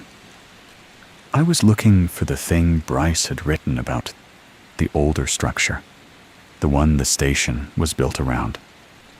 I found it on the north side. The station's clapboard siding ran continuously on 3 walls, uniform, painted the same federal green, standard Park Service construction. But the north wall was different. The clapboard stopped at a vertical seam about 4 feet from the northeast corner and gave way to stone. Not field stone, not foundation, stone-cut stone, hand-dressed, fitted without mortar, in a style I'd seen once in a county archive photograph of a Cherokee boundary marker from the early 1800s. The stone section was roughly 8 feet wide and ran from the ground to the eave line, flush with the clapboard on either side, so perfectly integrated that you'd never notice it unless you walked the wall with your hand on the surface and felt the texture change. The station had been built around this wall, not next to it, around it. The structure I was living in had been constructed to enclose a piece of something older, something that stood on this saddle before the fire road, before the Park Service, before the trails. I pressed my palm against the stone. It was cold. Not morning cold, deeper cold. The kind of cold that doesn't change with the season. The kind that comes from the ground, or from age, or from something that does not warm, because it is not meant to be warm. I stood there, with my hand on the stone, and let the theory assemble itself, the way theories do. Not as a revelation, but as a convergence, all the scattered evidence aligning into a single shape, like iron filings around a magnet. The station was a seal, built on a convergence point where old trails older than maps, older than the English language in this hemisphere, crossed at a saddle between 2 unnamed balds. The convergence was a place where something could pass through, the way water passes through a crack in a dam. Not a doorway in the architectural sense, a permeability, a thin place, to use the old word. The stone wall was the original containment. Someone, centuries ago, had built a barrier at the convergence point, a wall, a marker, a seal, and when the wall alone proved insufficient, when whatever moved through the thin place learned to reach further than stone could block the station, was built around it. A building, a function, a system, a set of rules that governed not just the rangers, but the permeability itself. The rules were the seal's operating instructions. Rule number 1 kept names in the register as records of what the entity had touched, evidence that could not be erased, because erasing a name was itself a completion, a resolved discrepancy, a closed loop. Rule number 2 kept the floodlight off, because light in the fog was a beacon, a signal. a way for the permeability to find the door. The fog was not the entity. The fog was the medium, the substance through which it traveled, and the light was how it navigated. Rule number 3 kept the dusk visitors from being logged, because a logged name was a completed transaction, a circuit closed, a life claimed. The visitors were not people. They were the entity's interface faces, drawn from the register, the logbook, the collective memory of the station, wearing the identities of the unfinished to offer the ranger the chance to finish. Rule number 4 kept the radio silent after mimicry, because the voice was not interference, it was practice. The entity was learning the ranger, learning the specific patterns of thought and speech and reasoning, building a model accurate enough to predict what the ranger would do and when, so that the final offer, the one that really mattered, would be precisely calibrated to the ranger's wound. Rule number 5 kept the old logbook sealed because the logbook was the chain. Each ranger's observations, accumulated over decades, formed a progressive investigation into the entity's nature. The chain led to understanding, and understanding was the final completion, the last loop, the one that turned the seal from an unconscious system into a conscious mechanism, and in doing so, gave the entity the information it needed to circumvent it. And rule number 6. Rule number 6 was the master instruction, the rule that governed all the others. The rule that said, do not complete, do not resolve, do not close the loop, keep the station in permanent abeyance, every task almost done, every record almost finished, every question almost answered, because the entity escaped through completion, through the closure of circuits, the resolution of discrepancies, the finishing of unfinished things, and the seal worked only while the system remained perpetually, deliberately, maddeningly incomplete. To understand this was to complete the investigation. To complete the investigation was to close the last loop. And to close the last loop was to do exactly what the entity wanted to resolve the one remaining open question. The one thread left deliberately dangling. The reason behind rule number 6 that had never been written down, because writing it down was the act of finishing it. Bryce had understood. He'd followed the chain to the end and grasped the mechanism, and the mechanism had grasped him back. The torn page was not a failure. It was a last-second save, Bryce, or something acting through Bryce, ripping the conclusion from the logbook before the final sentence could land, breaking the chain one link short, leaving the reason unfinished, unwritten, unexplained. But the 3 pages before the tear were still there, and my notebook was still in the drawer, and my understanding assembled from weeks of observation, investigation, and the precise kind of analytical thinking that had made me a good records clerk and a terrible choice for this station was now complete. The loop was closed. In my head, the explanation was finished. And the fog, I noticed, had not fully retreated that morning.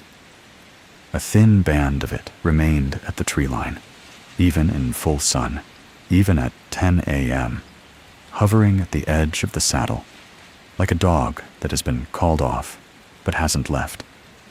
I went inside and sat at the desk and looked at the laminated card. Do not finish what the previous ranger left unfinished. Bryce left the explanation unfinished. He tore the page. He broke the chain. He kept the reason unwritten. and I had rebuilt it. Not on paper worse, in my mind. I had assembled the full explanation of why rule number 6 existed, traced the mechanism from foundation stone to laminated card, and understood the complete architecture of the containment with a clarity that Bryce had achieved and been taken for achieving. The question was whether understanding alone was completion, or whether the loop required a physical act, a written record, a spoken statement, a documented conclusion. Was the circuit closed by knowledge or by inscription? I thought of the entity's methods, names in registers, handwriting on forms, voice through the radio. Every interaction it had was mediated through a record, a document, a transmission, a log. It didn't operate in the abstract. It operated through systems, through paper, ink, frequency, file. The torn page suggested the same. Bryce's understanding alone hadn't been enough to open the passage. He'd been writing it down, committing it to the institutional record, making it official. The tear interrupted the inscription, not the comprehension. The loop was almost closed. Almost. Which meant I was standing in a strange and terrible middle ground. I understood the reason. The knowledge was complete inside me. But I had not written it down, had not filed it, had not committed it to any record or system that the entity could use. The seal held, barely. The fog at the tree line told me it held barely. I picked up my notebook. Rule number 6, origin unknown. Investigation notes. Pages of observations, connections, questions my own chain, running parallel to Bryce's, pointing at the same center. But the final page was blank. I had not written the conclusion. The investigation was documented but not resolved. The file was open. I could close it with 3 sentences. Write the reason, finish the thought, complete the record. And whatever happened to Bryce would happen to me. The fog would come. The door would open. And my name would join the register in that identical handwriting, heading out. Or I could do what the station demanded. Leave the notebook unfinished. Leave the reason unwritten. Tear my own page, the way Bryce tore his, and add my incompletion to the web. I tore the last 5 pages from the notebook, crumpled them, burned them in the propane heater's flame tray. Watched the paper curl and blacken and turn to ash. Then I opened the notebook to the last remaining page and wrote a single line. The reason for rule number 6 exists. I will not write it here. I closed the notebook, put it in the drawer, set the green logbook on top of it.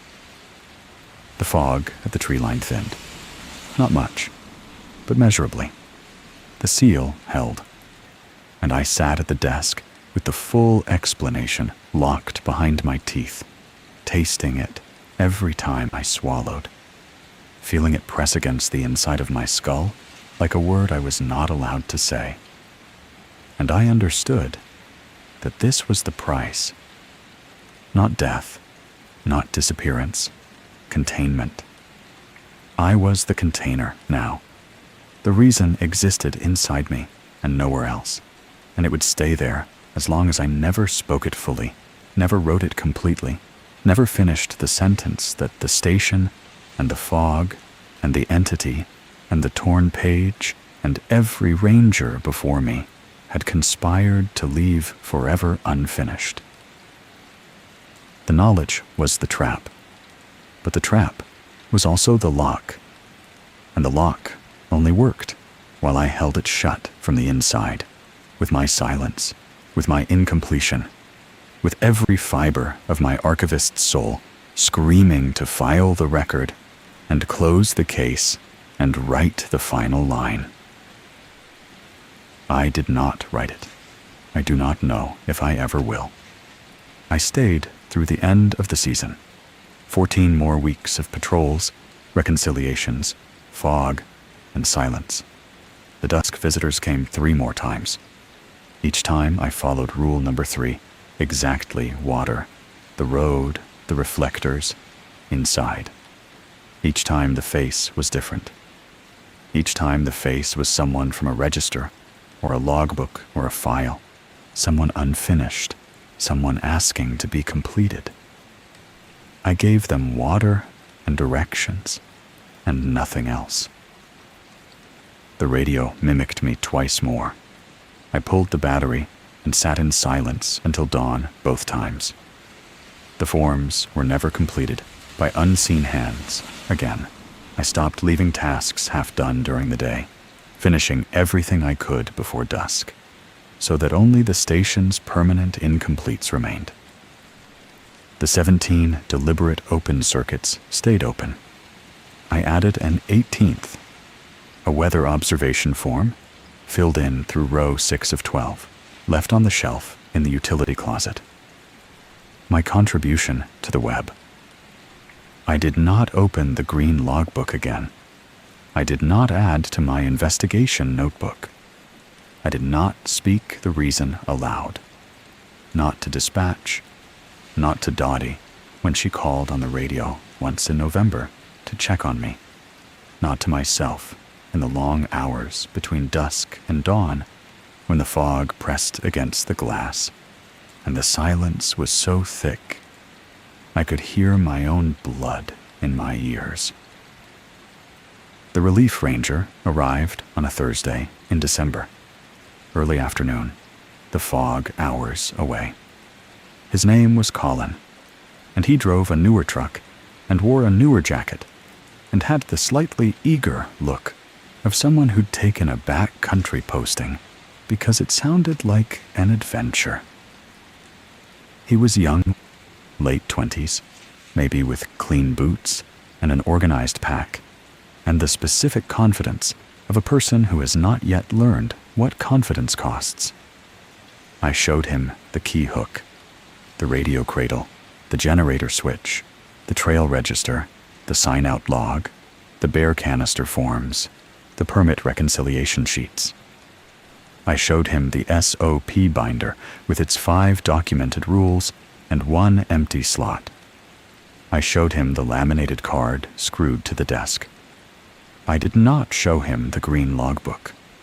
I had moved it to the bottom of the utility closet, beneath the water jugs, where it would take deliberate effort to find. If he found it anyway, the red thread was still there.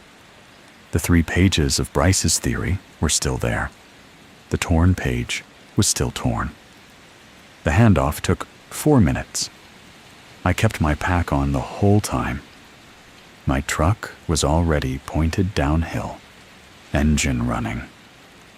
The fog had not yet started to pool, but I could feel it waiting in the hollows, the way you feel rain before it falls, a change in pressure, a thickening of the air. At the door, I stopped. I didn't plan to. My body just stopped, the way it does when something unfinished in you demands one more moment before you walk away. I pointed at the desk, at the card. "Read 6 twice," I said. Colin looked at me, looked at the card, looked back at me. "Is there something I should know about?" "Read it twice," I said. "That's all." I walked down the steps and across the gravel and got in my truck and did not look back at the station, because looking back was its own kind of completion, its own way of closing a loop, and I had learned to leave things unfinished even when every nerve in my body ached to turn and see the building one last time. The fire road wound down through the trees. The gate opened. The county 2-lane appeared. The world widened, and the mountains shrank in the rearview mirror, and the fog, just beginning to gather in the saddle, was a thin, white line between two unnamed balds, getting smaller with every mile. I left Hollow Ridge the same way it was given to me, in a rush, in the fog's margin, with a burden I couldn't explain, passed to someone who didn't yet know they were carrying it. I'm not at the station anymore. I want you to know that. I'm in a rented room in a town I won't name, 3 states away, with no mountains visible from the window, and no fog in the forecast, and a desk that holds nothing but a laptop and a glass of water, and the kind of silence that comes from streets and traffic and human activity. Not from saddles and balds and white nothing pressing against glass. I've told you everything, or nearly everything. I've told you about the card, and the rules, and the fog, and the visitors, and the radio, and the logbook, and the red thread, and the torn page. I've told you about Bryce and Dottie, and the stone wall, and the old trails, and the convergence point. I've told you about Dwayne Pelker's face on the porch steps, and the file in his hands, and the offer I refused. I've told you the shape of the reason. I've told you enough to see the outline, the way you can see a mountain's shape through fog if you know where to look. You know the station is a seal. You know the entity travels through completion. You know rule number 6 is the lock. I have not told you why. I have walked you to the edge of the explanation and stopped. The same way Bryce stopped. The same way every ranger who lasted at Hollow Ridge stopped. 1 sentence short, 1 word short, 1 breath short of the completed thought that turns the lock and opens the door. I don't know if speaking it counts. I don't know if the entity operates through voice the way it operates through paper and ink and frequency. The rules are about writing, logging, documenting physical acts of inscription in physical systems. But the radio worked without a battery. The register filled itself. The forms completed themselves in handwriting that wasn't mine. The boundaries between systems are not as clear as I once believed. And the boundary between thinking the reason and speaking the reason and writing the reason may be thinner than I hope. I have told this story deliberately unfinished. There are things I left out, connections I didn't draw, sentences I started and abandoned. I've been doing it the whole time, the same thing the station taught me, the same pattern every ranger builds into their tenure. Incompletion as discipline, the unfinished as armor. But I'm aware, acutely, painfully, constantly aware, that understanding is its own kind of completion. That the act of assembling the explanation in my mind, even without writing the final sentence, may have closed enough of the circuit to matter. That I may be carrying the open door inside me, the way a cracked vessel carries water not pouring, but seeping, slowly, in all directions. The fog has been pooling outside my window in the evenings. I'm 3 states away from the Appalachians. There are no mountains here. There is no saddle, no bald, no convergence of old trails.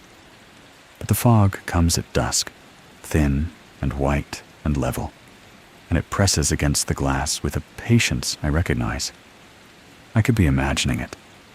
I could be a man who spent too long in a strange place and brought the strangeness home in his nervous system, the way soldiers bring the war home in their flinch reflex. That's the rational explanation. That's the one I want to believe. But the fog was not here before I arrived. The neighbors have mentioned it. And last night, at 9 o'clock, I heard a knock. 3 knocks. Even tempo. Knuckle on wood. I don't have a laminated card here. I don't have a reflector post or a fire road or a green logbook with a red thread.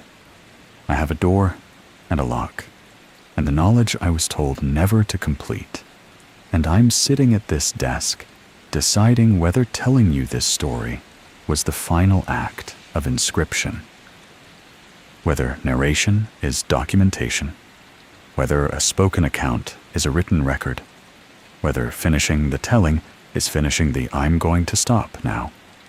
Not because I want to, because I have to. The fog is at the window. It wasn't there when I started talking. It is there now, white and level and close, and I can feel something in it. The same patient thing that stood at the reflector post and asked to sign out. And it is listening to see if I finish this sentence.